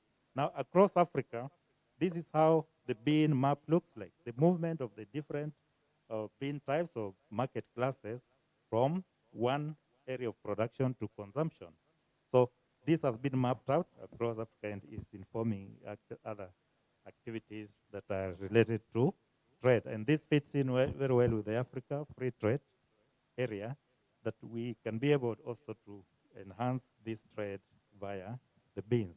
So our model of the corridors, we use a consortium approach or the platform model, and specifically the bean business platform approach is the model that we use to implement that work. And this basically has the smallholder farmers at the center being able to link to the off-takers or major buyers and supported by the necessary services and inputs, but also supported by the policy, the government, the development partners. So that is the model that we've been using across countries in Africa. Now, coming back to Tanzania, just an example of the value or the value of these different bean types.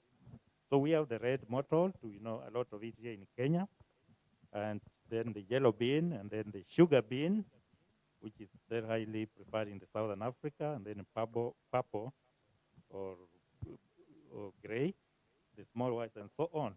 There is specific hectarage and volumes of production for each of these. Now, in a survey that we did on this bean type, we carried it out across the whole of Tanzania, different bean types, but I'm only going to illustrate for the yellow bean, which is one of the bean types that has been the fastest growing, actually, I would say, in Tanzania, but also in other countries. In a survey of about 300 traders who are handling more than 40,000 metric tons of beans worth over $27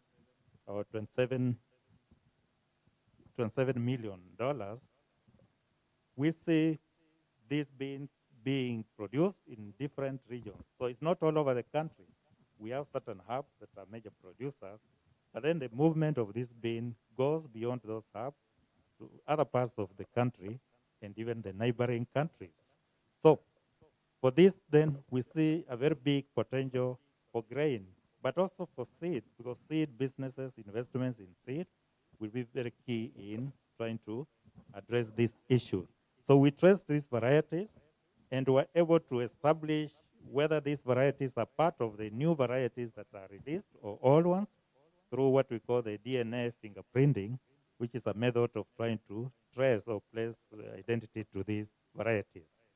So this indicates a very, very versatile kind of trade, but we also did, of course, for other bean types on the figure on the right.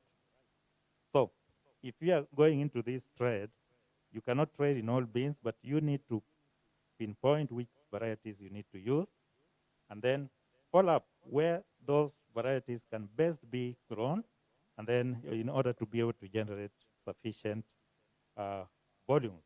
But we didn't do this only in Tanzania. We've done this in Congo, in Burundi, in other countries.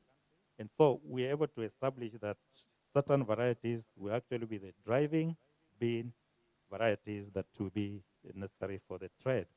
So other things that we do in the value chain is optimizing the varieties for different users, for different markets, for processing and trade. That is one of those other activities we do with partners. And we also, of course, engage in digitalization. And this is to increase ownership and also even to bridge the gap between the buyers and the producers. And we have tested some of these and have been able to promote in at least 3 countries. So I go to the last slide. So what does this all then mean? So we know the trade is informal based, grain, even the seed. And there is need to support this kind of trade. It will be informal for quite a long time. We will not translate it into formal in one day.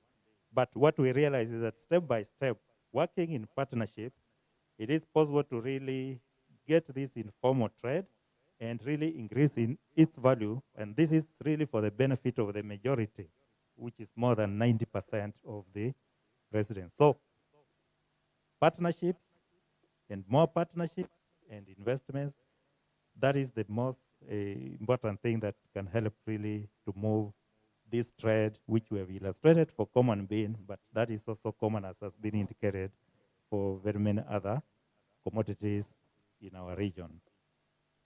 Thank you. Thanks a lot, Eliud. I think that was really short and nice and crisp. A slightly different model from what we saw from Mr. Wahome. I think here they're facilitating, linkages between farmers and off-takers through a consortium model. But I think what I've not heard since the first presentation, is a mention of the typical kind of structured, trading systems that we hear about, the commodity exchanges, the warehouse receipts, and other things. And not to say that we need to restrict our definition of structured trade to those. But I think at a later stage, I would like to hear from you, how you see those, traditional kind of systems fitting in with the environment that we operate in. And I think we should be open to really appreciate that there are other models in our context that are formal enough, that are able to, transmit benefits equitably between the players, and we should also recognize those, in somewhat of a structured system. So I think later on, let's have a bit of a discussion there, and maybe we can also arrive at a consensus. At this point, can I invite Judy, who's coming from FCAN Leasing Limited. I think this is another area we haven't really talked about, access to finance or insurance products in structured markets. I think this is really a big gap in our landscape where, with heavy informality, it's always difficult to access the necessary resources to participate in trade. Over to you, Judy, and share with us your experiences and recommendations. Thank you.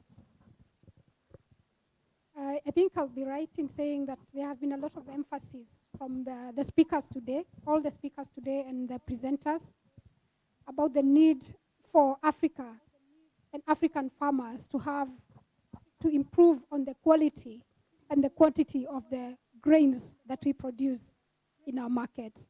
And not just the quantity, but also the quality of the grains that is produced in the market. And that not just for the farmers, but also the output by the millers. And how do they do this? So they do this by ensuring that they have the right equipment, the farmers have the right implements, from the preparation of the land from from the preparation of the land, from the planting of the seeds, and everything else that happens in between up to the harvesting. So ensuring that they have the right harvesting equipment and the most efficient. And then from harvesting, that the farmers also have the right storage facilities, and the transportation from the farms or from the storage facilities to the millers is also efficient, and you also have the right equipment to be able to do that. When you go to the millers will also require the right equipment, the most efficient equipment to be able to give the best quality output, and also to improve on the quantity of their output. So how do we get them there? How do we get these partners that we have there? So this is by, I believe most of us will identify, especially the business people, the farmers, the millers, that to get to the next level of your business, many times you'll need a helping hand in terms of financing. You need additional financing to be able to do that. And you'll need, for farmers especially, you need a financier who understands agriculture. We know that most of the banking industry, they are trying their best, but they have their own limitations because they have different regulations. So we understand that there's only so much they can do when it comes to lending. So that's why we need other players in the market that will fill the gaps, that will be able to understand that farming is not like a mortgage, where you just get in, identify a house, take a loan, pay over time. As a farmer, you need, and also as a miller, because the seasons are the same. So you need someone who will understand the seasons, and to understand that your business is also driven by the weather and many other factors that are out of your control. And so these partners are very important, and I'm happy that we have a lot of them here. We have AGRA and other players that are working very well with the farmers in this sector, especially in the whole of Africa. So let's talk about FCAN. So FCAN leasing, the first and the second slide are just about the history of our company, and I'll just be very brief. So FCAN Leasing is a subsidiary of EF Africa Group. So EF Africa has two subsidiaries at the moment. So there's FCAN Leasing that was set up in Kenya last year. And then we have EFTA that has been in Tanzania and operating for more than 15 years. EF Africa as a group was formed last year, and that's when some important shareholders came in as the company wanted to scale up and grow into other regions. The group is looking at going to Malawi, to Zambia, to Uganda, and to other parts of Africa. And the starting point was Kenya. The companies behind the group, we have important players who understand the African market. And you may know that if I mention some of them. Some of our, our majority shareholder is KFW, that is well known in supporting this market. We have other companies like AgDevco that are our shareholders. We have Small Foundation, MIDA. I think these are all players that have been in this market for quite long. So they fully understand the requirements of the SMEs. So which are the areas that we look at? So our key focus, we do equipment financing. Let me start from there. So we deal in equipment loans. Let me call it equipment loans to the agriculture sector. And when you talk agriculture, it's not just the farming. We look at the whole value chain in agriculture, because if you're supporting agriculture, then you'll have to understand the whole value chain. And starting from farmers, so we have the dairy sector, we have the forestry, horticulture, all that. But mainly we look at the farmers, and then we look at the transportation, the logistics, and that's the logistic only specifically with farm produce and anything to do with food and food security. Then we also finance the agri and agro processors. I think that's all for that screen. So this is just, I will not dwell on it much, it's just the value chains. I think we fully understand the value chains as I've explained what we look at. So the challenges to SMEs. I think it's the next screen.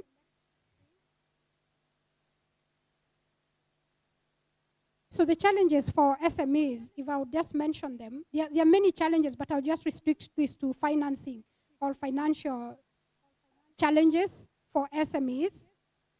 And one of them is access to finance, like I said. So many entrepreneurs and many farmers and SMEs in this space have a lot of challenges accessing finance. There's also the challenge of access to information. It is so good that we have the East African Grain Council that is able to share information, a lot of good market information to the partners, to the millers, to the farmers. And just to mention that when EF Africa was setting up here, we identified EAGC as one of our key partners to be able to reach the farmers and the areas of our interest. And we really appreciate the support that we've been getting from ESGC. The other challenge that the farmers or the SMEs have is proper financial record management. So the farmers are all doing the right thing, or the SMEs are doing the right thing, but they are not able to keep records. And that ties up with the first challenge. So the financials, the funders are not able to fund them. And we also have funders who are not patient. They're not patient enough to sit with you and tell you, yes, you're doing a good business, but you need to do this to be, they call them bankable. So that's one of the other challenges. Then there's the collateral requirements. I think I'll be also right to say that banks, especially in this region, really want security in terms of land and buildings, and that becomes a challenge to many SMEs. Then there's a complex or complicated process of applying for facilities, and there's also the rigid repayment expectation by the financiers, especially the banks. So the banks would require that maybe the SMEs make monthly payments while the seasons are different. So how does our financing work? I'll not be long. So our financing is very simple. So we work with the suppliers. In this picture, we are the lessor, and then the lessee is a client. So just to point out, because I know leasing, the connotation especially in our market, is that it's an operating lease, so it's an equipment that we'll give to the client and take it back at the end of the period. But ours, especially for SMEs, is equipment loans. But we can also do the other leasing for larger organizations. So what do we do? And why do we believe that we are good at dealing with the SMEs? So the first reason is that for us as a company, we look at the equipment. The equipment that we finance is mostly the primary collateral that we look at. We also understand the farmer and look at the seasons. So if you are a wheat farmer, when are you likely to make a payment? When are you getting your money? So we look at the harvest, and then we structure the loan according to the harvest. And we work, I would say again, EAGC, we've worked with farmers, with EAGC, just to also try and educate them. Like a farmer would come and they would just want to buy tractors. We've done that with a circle where they just wanted to buy a tractor. That's it. But we'll sit to them and ask them, this tractor, when you're not plowing, what is it doing for the rest of the season? So we'll sit with them and understand, what else can you do? What else can you buy? What other implements can you buy? And you, in the meantime, before the plowing season comes, then you're able to make money. Do you need a trailer? Do you need a thresher?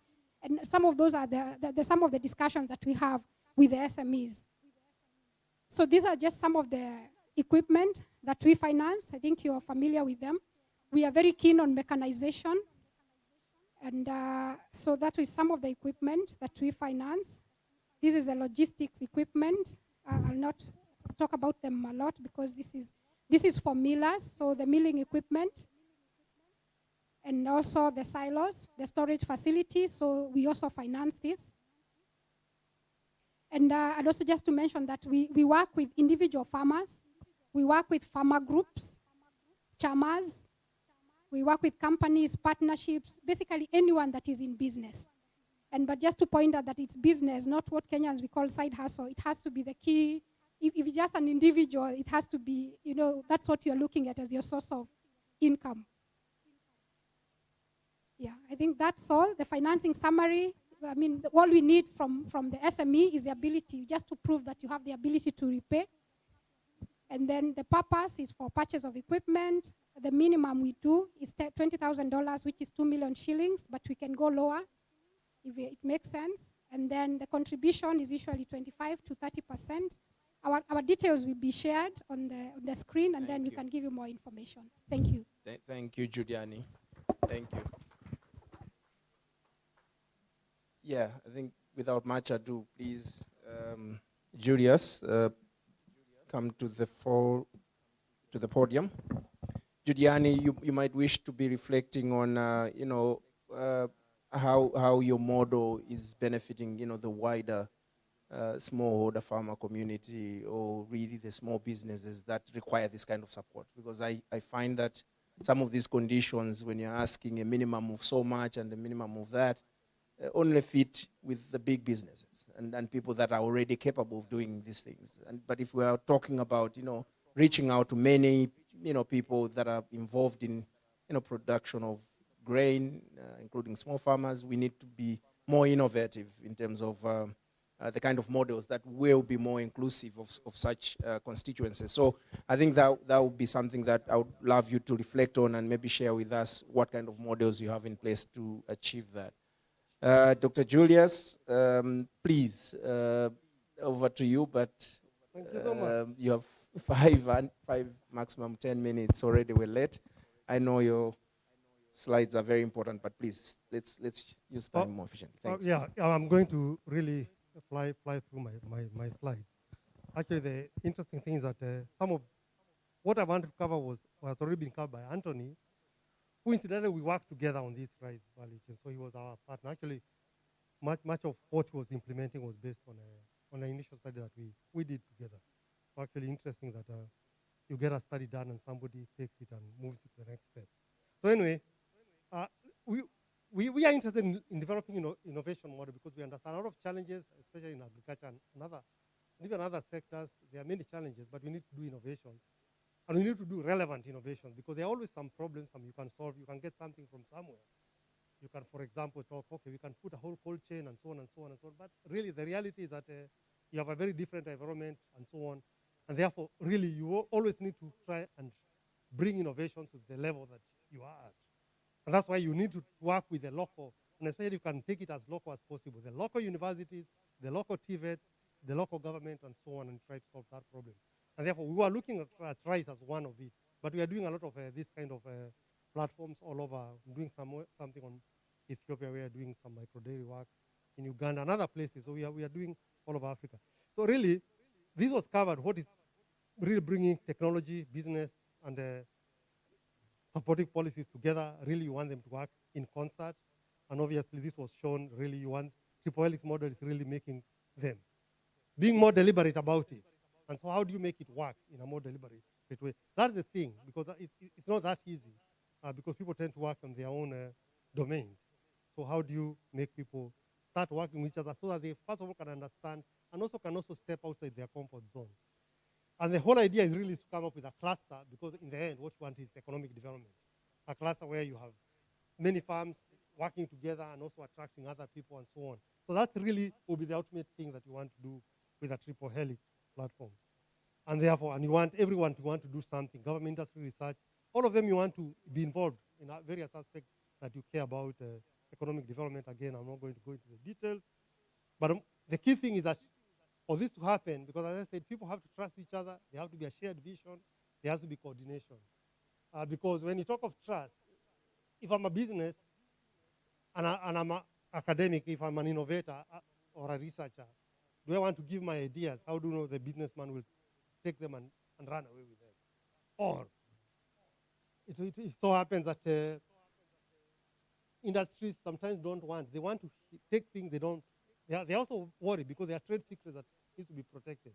So really you have to have, and then also you have to really, are you going together? So if you are working with the government and so on, are you having the same shared vision? And this means that you have to have a platform or way to talk to each other so that you have not only this form of platform, but other ways of people to meet. Because even ideas come as you talk, and you get problems. And therefore, this is the rice value chain. I don't want to go through it. This is, first of all, we have to understand what it is. This is how it is currently. And you can see rice, obviously, production has been going up. Imports have been going up, and it's mostly imports from Pakistan, and mostly the rice is irrigated. And therefore you have, and Mwea is really the biggest producer of rice. You don't have to go through that. This is interesting also. It also shows that rice, actually, production has been growing through probably area expansion, not really through productivity. Productivity is still very low. And again, this also shows the same thing. I don't want to go through. But the thing is that there is quite a bit of potential for expansion and rice. At least 1.3 million hectares and 1 point in rainfed. Those are available right now. You can actually produce quite a bit of rice. But the question is, how do you go about it?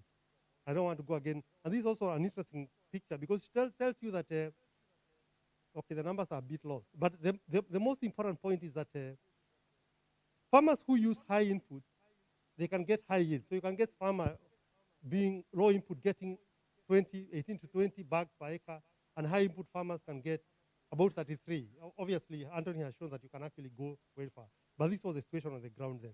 And you could see that the profit of high input is much higher. And the point is that if you put, you get extra cost, yes, in terms of using high inputs. But the amount of money you get is much more. But really the question here is risk aversion, because how do you move low input? Because low input, low output is really a risk aversion strategy, because if you are risk averse, so the whole idea is really how do you move people from risk averse posture to high, to where they're actually looking at it as a business. And that's obviously always been a challenge. I'm not saying it's new. And this is also the interesting thing about production. And you can see interesting thing. Bird scaring is 17% of the cost. If you talk of and hand paddling, where you just use hand. So you can see the biggest costs are actually manual things that may require mechanization. Where you think that the costs are high, fertilizers and so on, that's not where the costs are. Actually, the interesting thing is that birds eat like 3 bags of rice per hectare. Birds are actually quite a big challenge, not only in rice, but also in sorghum and other places. And therefore, and you can see here mechanization, and the last speaker talked about mechanization. Actually, the cost of production can go by 80% if you use mechanization. You need all kinds of mechanization. But they obviously have been challenges there, because if you ask them about using tractors, the kind of soil they have there, they have clay, loamy soil, which actually makes some of the, when they try to import some of the machinery, not work very well. So you really need to see how you can localize that. So you need to lower production, you need to shift production, shift perception, and you need to increase access to credit. That's also a very big challenge, and you need bird scaring technologies. And that's what we are saying. Triple private sector can deploy new financing models, and this is what actually AG Group, Anthony came up and did that. University business can do more with the extension to really help farmers see things in a different way, try to address risk aversion. And obviously you can develop machines that are better suited for the condition. Actually, Jomo Kenyatta University developed a machine, a small tractor, that they were developing for the rice, for doing rice. But apparently the JICA, who actually supports a lot of rice, kind of preempted that because they decided to bring another machine from Japan, which actually didn't work as well. But you also find that if you're going to innovate, you have to get support, because then no need for a donor to decide everything they have to bring from their place. Yet, Jomo Kenyatta University has actually been able to develop a rice. And this also was something interesting, because obviously we talk of middlemen and traders being always the bogeymen in agriculture, though they provide useful services. But you can find that rice can cost, they can buy rice when it's on land before you even harvest it grown at 3,000 3,000 shillings per bag. But by the time it goes to, after harvest, it goes 4,500 at a certain time when, just before the next harvest, the bag can go up almost up to 8,000 shillings. So somebody who can pre-buy and keep it and wait almost up to the next season, they can actually make a huge profit. 5,000, maybe that's like almost 200%, yeah, profit. So that tells you that there's a need of really seeing, it tells you that there's a challenge of financing. Because farmers are selling, why are you selling something before you even harvest? Because you don't have finance, obviously. So those are challenges. And I don't want to go through, again, so storage infrastructure, financing, transport was identified. And there are ways, obviously, warehouse system, you know about them. You know, university can also develop cheap storage solutions. We know, we have heard of tech, we have heard of these other, I think there are those cans that you can, there are many things that can be done actually about storage. Yeah, and there are even cheaper storage that you can actually make. So these are the things that can actually be developed by local universities if you really partner with them, and the government can see how to fund them. This was also something also interesting with mills. Mills are not, you have small mills and you have large mills. They are very, very small mills with very, very low capacity utilization. Sometimes can range between 20 and 50%. The larger mills do between 55 and which means that if you don't utilize capacity, you're actually just increasing the cost of production. Yet the best in class, if you go to the world, they go about 70%. But also interesting thing is conversion rate, because when you mill, you destroy rice. Some of it gets broken and so on. Small mills, around 50%, they quite a big loss.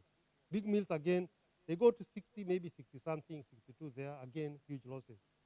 So which means that you can actually do much more if you can improve mill performance. And there are other technologies. There are actually some people have come up with image processing, because you need to really calibrate, because you get different types of rice, and you always need to see how you can calibrate the pressure and the mills. And some of them using even image processing, you can be able to start telling how you do it. And again, this is something you can do with research. Yeah. Also drying matters. How you dry rice, because you tend to dry rice on the ground, so you tend to dry it unevenly. Yes. Yeah. So the problem is that when you do that, then you get a lot of breakages. But the same rice husk that you use when you can actually be used to dry rice. So you can make dryers by gasifying rice, by gasifying the rice husk and use them to dry. And at the same time, you can also use them to parboil, because when you parboil, you actually harden the grain and make it less, you reduce breakages. So you can use this, and this was mentioned in the other talk that we had about circular economy, because you can use the same waste to do parboiling, and even produce. And interesting enough, in India, they actually use the waste to actually even produce electricity for that. So you can improve that. So that I don't have to go through that. So in mills, you can do that. But also interesting enough is also the markets obviously challenge of adulteration. I don't want to go too much in that. So the issues of market development also become very, very important. And again, that's something that we found. Because you find that people in Kenya prefer the Pishori rice because of the aroma and the single grain. But you can also produce Nerica rice, which actually has higher yield, but people don't really like because it's sticky. But if you go to West Africa, where I was for quite some time, there's something called, they do all kinds of rice dishes that are different from what, for example, there's something called omoto, rice balls, which can be equivalent to ugali. And you also find something interesting, like Senegal is the biggest importer of broken rice. Why? Because at one time, obviously, there was a challenge, food prices, and they started importing broken rice because it was the cheapest. It was like being thrown away. But over time, they developed recipes that worked very well with broken rice, that now, broken rice is not because you're poor, because they actually import broken rice because they need it for their own recipes. So in fact, even innovation that you need also, so you need even to involve food science department. So people can start developing different recipes that can start, because all this Nerica rice, you can actually shift people to start thinking of rice in a different way. And that's a different kind of innovation. It's a more of a social innovation as opposed to a technology. So even when we talk of innovation, we are not talking products, we are just talking products, we are talking market, we are talking processes innovation. We are also talking social innovation. Yeah. And this is, okay, this also obviously, we know these stories of people, various, how margins get, and okay, the second trader gets the most margin. I don't want to go that. This was a bit, this again is a summary of the challenges and some of the innovations, which again is kind of a repetition. And this is what we came up with in terms of trying to think of how you can restructure the rice value chain, basically using this innovation. Again, I don't have to go out of those, but you can see we are now introducing electrical cogeneration. We are thinking of a rice cluster. We are thinking of new logistic drying, parboiling, and creating input as a service model, and so on. Yeah. So again, I'm about to finish. These are also models. I'll share this. So interesting enough, this is rice cogeneration. You can see you can produce enough. You have enough to produce cogeneration in rice. This again, I don't have to go through that. That's also fine. Again, it also shows you that rice, there's a huge variety in rice. The price can range from 300 to about 91. Again, telling you that you can do a lot of market innovation, because this shows that the market can really be segmented, but we don't see that segmentation. That again is also innovations in marketing that you need. This is what I was telling you about rice balls and so on. Animal feed you can do, building materials. You can start creating a cluster that has all these. And this is the last slide. So from all these, you saw that you could actually increase the bags of rice by 13.5 bags per just doing interesting innovation. at farm level, mechanization, bird control, drying and parboiling, and so on. So this, and you also save a cost at the same time, but also, and this requires new business model. And this is what we can do with the government. Again, I don't have to go through that. This is what we talked about. Various roles government can play, university, private sector. TVET can develop skills, private sector, obviously. We need lead farms to do processing and also food products and so on. We need universities to do what I've been mentioning, much of research. And outside of it's about technology, it's about markets, it's about agriculture. It's just not about one thing, because we tend to think of innovation only as the production side, not understanding that actually the other parts are also as important. You can do it.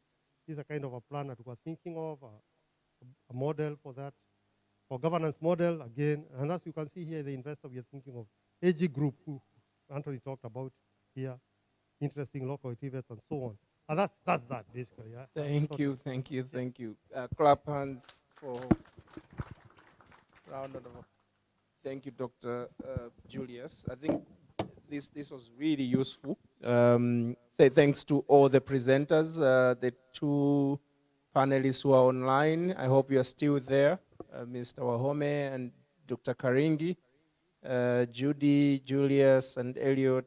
Thanks a lot. I think being fair to our panelists, we didn't have much time. Clearly, they had brought a lot of insights, a lot of information. I'm sure we'll share the slide decks so that everyone can appreciate really the amount of information we've been sharing. But I think what is really important is it seems like we know quite a lot. We know quite a lot about rice. We know quite a lot about grain, about beans. What's going wrong? I mean, why aren't our farmers, our small businesses using some of these innovations, some of these models and approaches that we know about, that they work? Why are they not using them? And I think this is a similar question that I had when Judy made her presentation, to say, what kind of mechanisms are we putting together to allow that, the majority of our agriculture participants are able to benefit? So I think let's reflect on that. But I think at this moment, I was hoping we would close by now, but maybe we can push it an additional 5-10 minutes. I'd like to hear from the plenary, from the group here, our audience. If we have any burning questions, I hope there's somebody online who's able to take note of questions that are there, and if we are able, we can also respond directly. But to the room first, anyone with a burning question to our panelists before we let them go? Or comments? Here. There's a hand up at the back. We can start from the front here. Evening, how are you? I wanted to actually ask to Efkin. Obviously, you play a very key role when it comes to financing. A lot of smallholder farmers, like our colleague here said, that you should try and probably plan it. What happens in case of default? How do you cover that? Which is a very real risk when it comes to one of the reasons that the commercial banks basically shying away is because of the exposure that is left open to them. How do you deal with that? Thank you. Okay, let's take the second question at the back.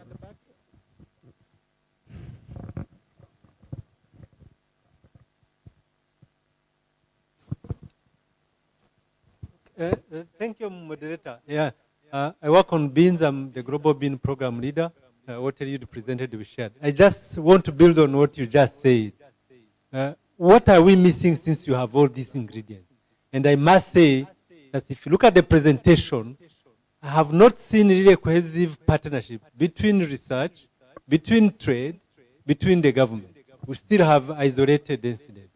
And many other places, these traders, once they harvest the beans, like what you presented, 40 million from a variety, they plow back to that national program. And that national program can do better beans than maybe maturing, short maturing, better palatability. They can evolve. But we still have one here, one there. So for me, I think the way to go is really to have effective partnership which support each other, and we develop these products. And we develop that, we get resources to buy these silos. If we don't money going to the farmer, to the research to produce better product, then we cannot evolve. And I think that's what thing we have to work on. Thank you so much for that.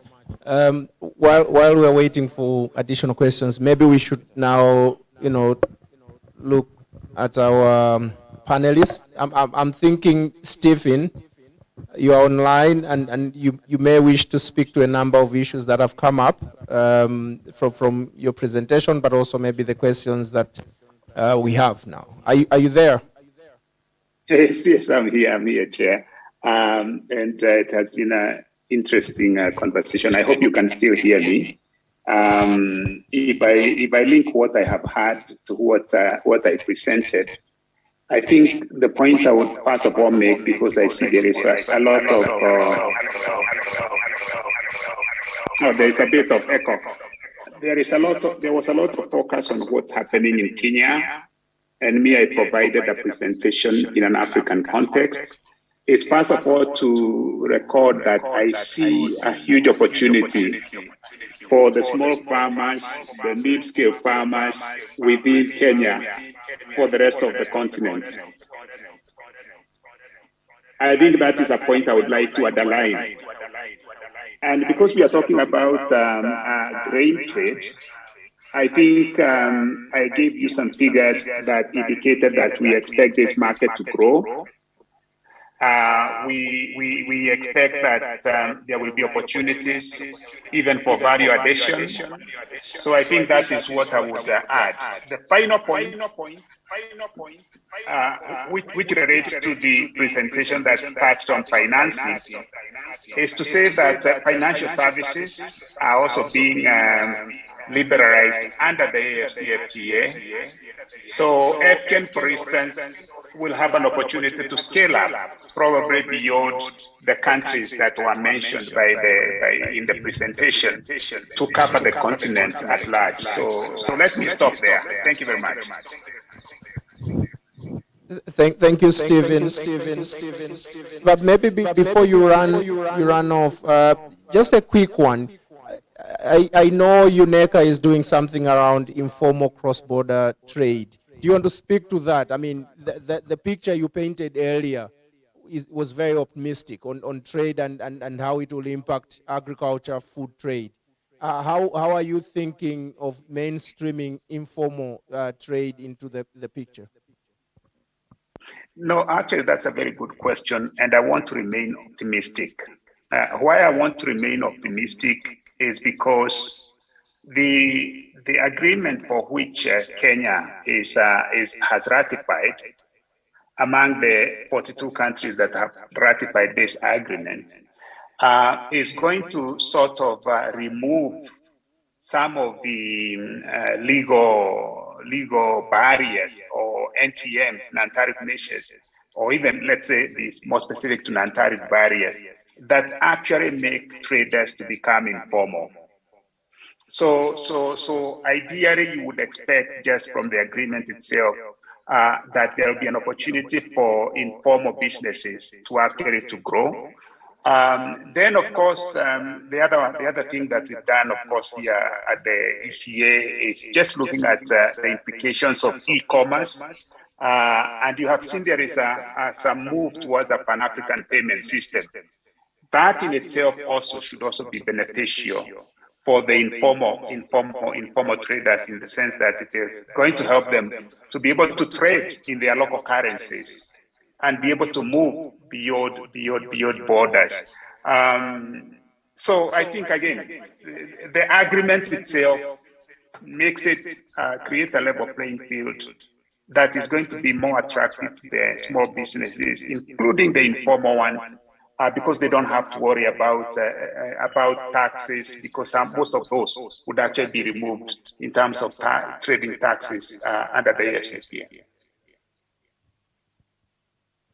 Thank you. Thank you, Stephen. Can I move quickly to Professor Julius here?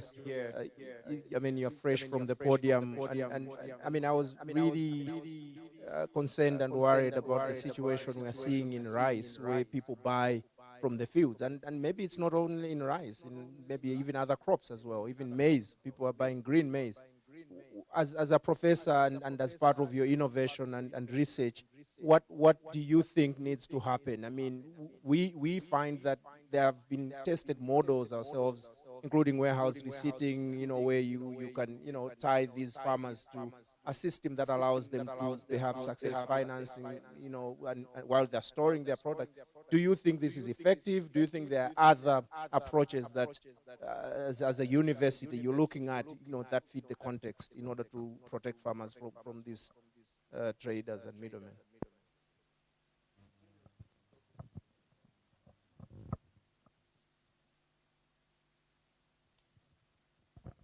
Okay. Yeah. Okay. These obviously are very, very intriguing questions because all these models are there to solve the problem. But you always ask yourself, why are they not working? But also we tend to demonize the middleman, yet the middleman is the most entrepreneurial part of the whole agriculture value chain. So we don't try to create a warehouse system and say, okay, who is the most person, who should run that? It should be the middleman. That person who is working with the farmers is the person we should try to finance so that he can be able to upgrade from this briefcase and predatory person to a business person, to a more, and that's what has happened. Like I think I saw one example in India where they wanted to finance farmers. They say, okay, how do we do it? They said, like, why can't we just get the trader? Because they know they are like walking credit bureau. Because they do finance farmers, they do know who farmer can pay, and they don't have to use whatever coercion method. And in Ghana, I saw like in 7% of the rice farmers are financed by what you call the market women, and such. Meaning that we do try to do innovation to remove the middleman rather than upgrade the middleman. Because if we can upgrade the middleman, then we are home and dry because they know and understand that we can get the upgrade and become bigger, and they move from middlemen to what you call logistics and sub people who provide logistics services. Then you will be a bit different. So that is what my opinion is. Thank you, Professor. Julian, there was a question for you from the audience. Do you want to speak to that and maybe any other things that are sitting on your head? Okay, thank you. So the question was on default. So what we look at first as a company is why the default happens. Why do smallholder farmers or SMEs default on facilities? So maybe first to mention is what I've worked with SMEs in the region, not just in Kenya, but in the East African region. And one thing I can tell you for sure is that SMEs want to pay back their facilities. They really want to pay back. And some of them want to really pay back that when they come to take a facility from us, they're saying, we just want a facility for one year. And we have to tell them, no, take a step back. Let's look at your business model. Let's look at your cash flows and see whether you really can afford to pay off this facility within the time that you mean you'd like to pay for it. So what we do is we look at the reason, as I said, why do they default? So first of all is the poor structuring of the facilities. And that's why for us, we look at, as I said, the seasons, we look at the cash flow. And then we have to structure it according to the cash flow of the client. Then we look at very many other reasons. They default probably because of reasons beyond their means. So how can we help them? Can we, let's say they are locusts, do we just go and take back our tractor because the client is unable to pay? So we have to understand, and if it's actually a genuine reason, we can hold the repayment. If it's something that we have been able to, we can prove that it's a genuine reason, we hold it until the client is able to pay. So we don't look at just going back and repossessing. That is the last thing that we'd like to do. For impact, it's the last thing that we'd like to do as a company. I think the other thing is the one that you raised about the minimum. And for where we are at the moment, we looked at the equipment that the farmers are asking for mostly. Their tractors and implements. So we looked at the cost of that. So a tractor is about maybe 3 million coming with a plow on average, a new tractor from John Deere or Case or the tractors that we have here. So that's why it ranges actually to what the requirement of the farmers is at the moment, and also the small millers. Then we also, but not to say that we can't say that we are supporting SMEs and MSMEs, and we cannot finance a chicken farmer, a hatchery, or very small equipment, or someone who just wants a sharp cutter. So we are also looking at that. So by the end of this year, we'll be able to finance those small equipments and implements. Thank you. Thank you, Julian. Well, Mr. Wahome, I hope you are still online. I just want to give the last opportunity to you if you have any last words, 30 seconds or 1 minute before I move to Elite.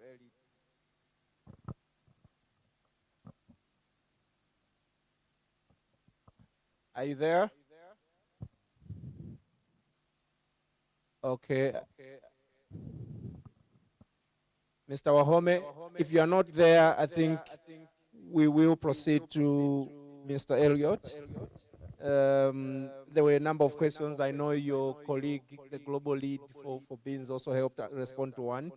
But I think you can also speak to the rest. I mean, I like the area of beans myself, and I think there's a lot we can do in that space, business-wise. I mean, it's a less politically sensitive crop and very much commercial. So please, over to you, and share with us what you're doing and how else you want to improve the structuring of that market system. I mean, Agra is here to also work with you. Happy to do that. Okay, thank you very much. I think I'll start with the issue. I think there was a question you raised about what about the other models, the warehousing and so on. Now, from a perspective, warehousing, this is a service, just like financing, and the users have to be ready. And as usual, farmers are not by default organized. I think farmers need to be organized. There is investment to be made, even if a warehouse is available. I think maybe we miss out sometimes on that. But also, I also concur with my fellow panelist here, Stephen, that upgrading the existing middlemen, I would say at the point of aggregation. These are aggregators. It's a key function sometimes farmers are not able to do, and that can be more efficient for them to run those aggregation centers, warehousing, and build those as enterprises to support the farmers. But also another thing is about the market working with the next part, which is all about building chips, but putting this private sector at the center. This is very key. If you need to build a credible market for that commodity and you get a partner that is, say, processing or even exporting, then that is where the market starts. Sometimes we rush to get the farmers to these digital marketplaces, but then the farmers do not have that capacity to make use of them. But if we have these partnerships with the next set of buyers, that can be a very good beginning point. And there are so many. We have, for example, more than 50 of these SMEs. These are the real markets for the producers, and we can easily take advantage of start building on such efforts. Thank you.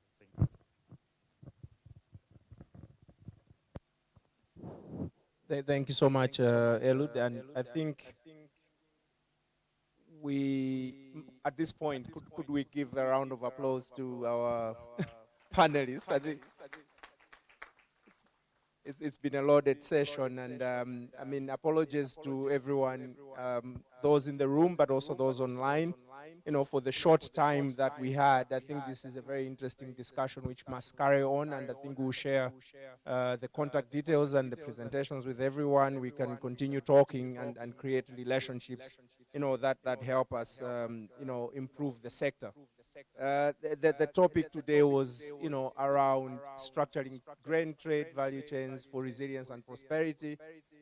We have learned a lot. We have learned that not only, is structuring grain trade or even food trade an important aspect of resilience, but also innovation and other aspects of policy, other aspects of financing, become very important in the picture. And I think partnerships has come up a number of times. You might do something, very good. You might have a good innovation in one area, but if you're doing it in a tiny, space, and you're not, letting others in and helping you to scale it and maybe do more, I think the impact will be very limited.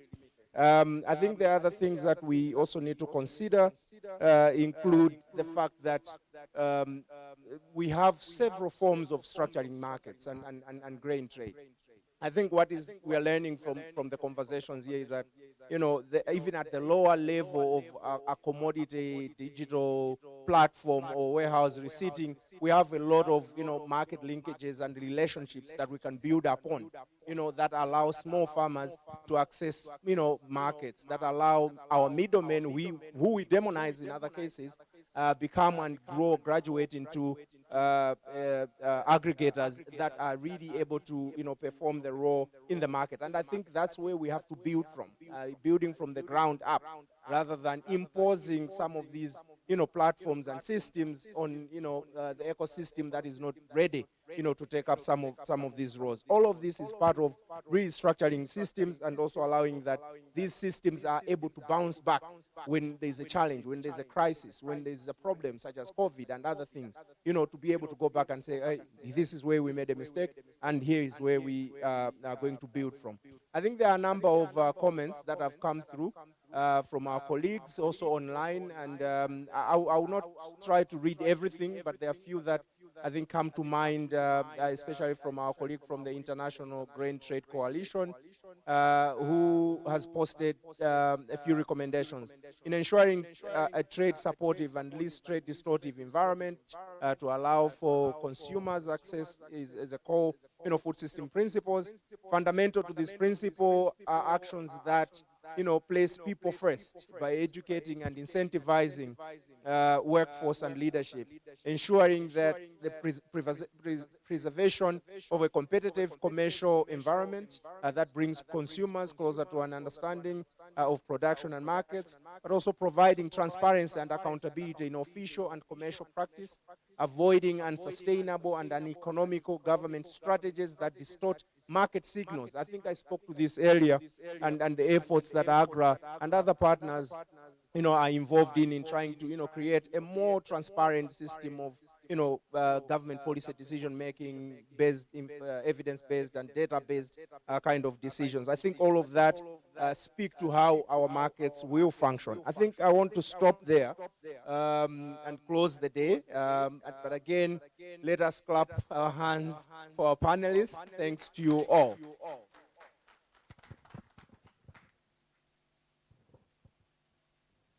Thanks to you all online. We're closing the date now. Bye. Okay, thank you very much. Thank you very much. Bye. Jiwa and all the panelists for this session.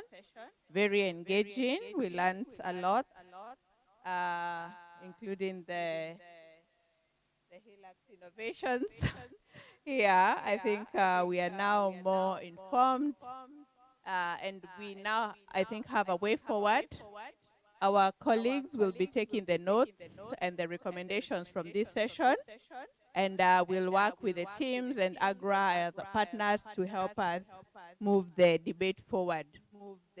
So, well done for day one. Let's clap for ourselves, right? It's been a very engaging day since the morning. Since the opening remarks, we had very rich remarks from our chief guests and our PSs as well, who are here. We also had high representation from the various high commissions in Kenya, and we have also learned from them that they have also areas that we can partner with them and engage with in the various countries. So that will be taken forward as some of the recommendations from this summit. We've had the 2 breakaway sessions, which went very well. Our online colleagues, I know they had a challenge at some point, but we apologize getting the online systems working, but I think it went well. We had the future of agribusiness, and we had the structured trading systems on logistics. I think also which we have learned a lot on that. And then we had this final session, which has gone on very well with colleagues all the way in Ethiopia, in other countries who are able to join us, and our colleagues who are here with us. So thank you very much, everyone. I think now we deserve a rest for the day. And to get us on that rest is a gala dinner. Are you excited? We have a gala dinner at 7 this evening. I'm told it's African cuisine. So let's get our African tastes ready. Nyamachoma, I hear.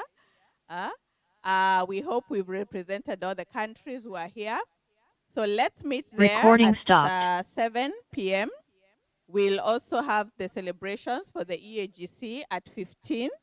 At the same time, we'll also be doing some awards to some of our delegates and partners at the dinner. So welcome, everyone. Let's meet there in a few minutes. Okay, thank you very much. Yeah, the gala dinner is when you leave this room, it will be an open air dinner. We'll be able to see it. See you shortly. Go freshen up. If you have some African wear, change into that. See you shortly. Thank you.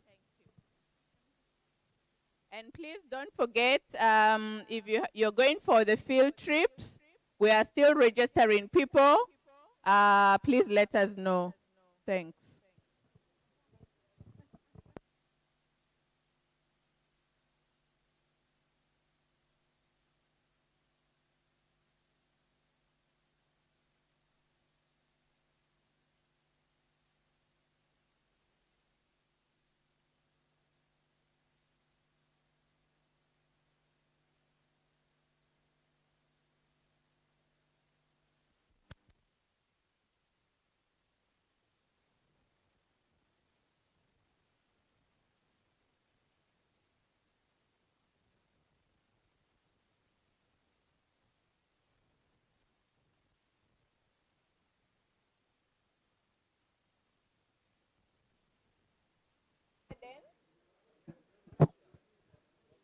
As you walk out, if you still want some tea, we still have some tea served at the garden.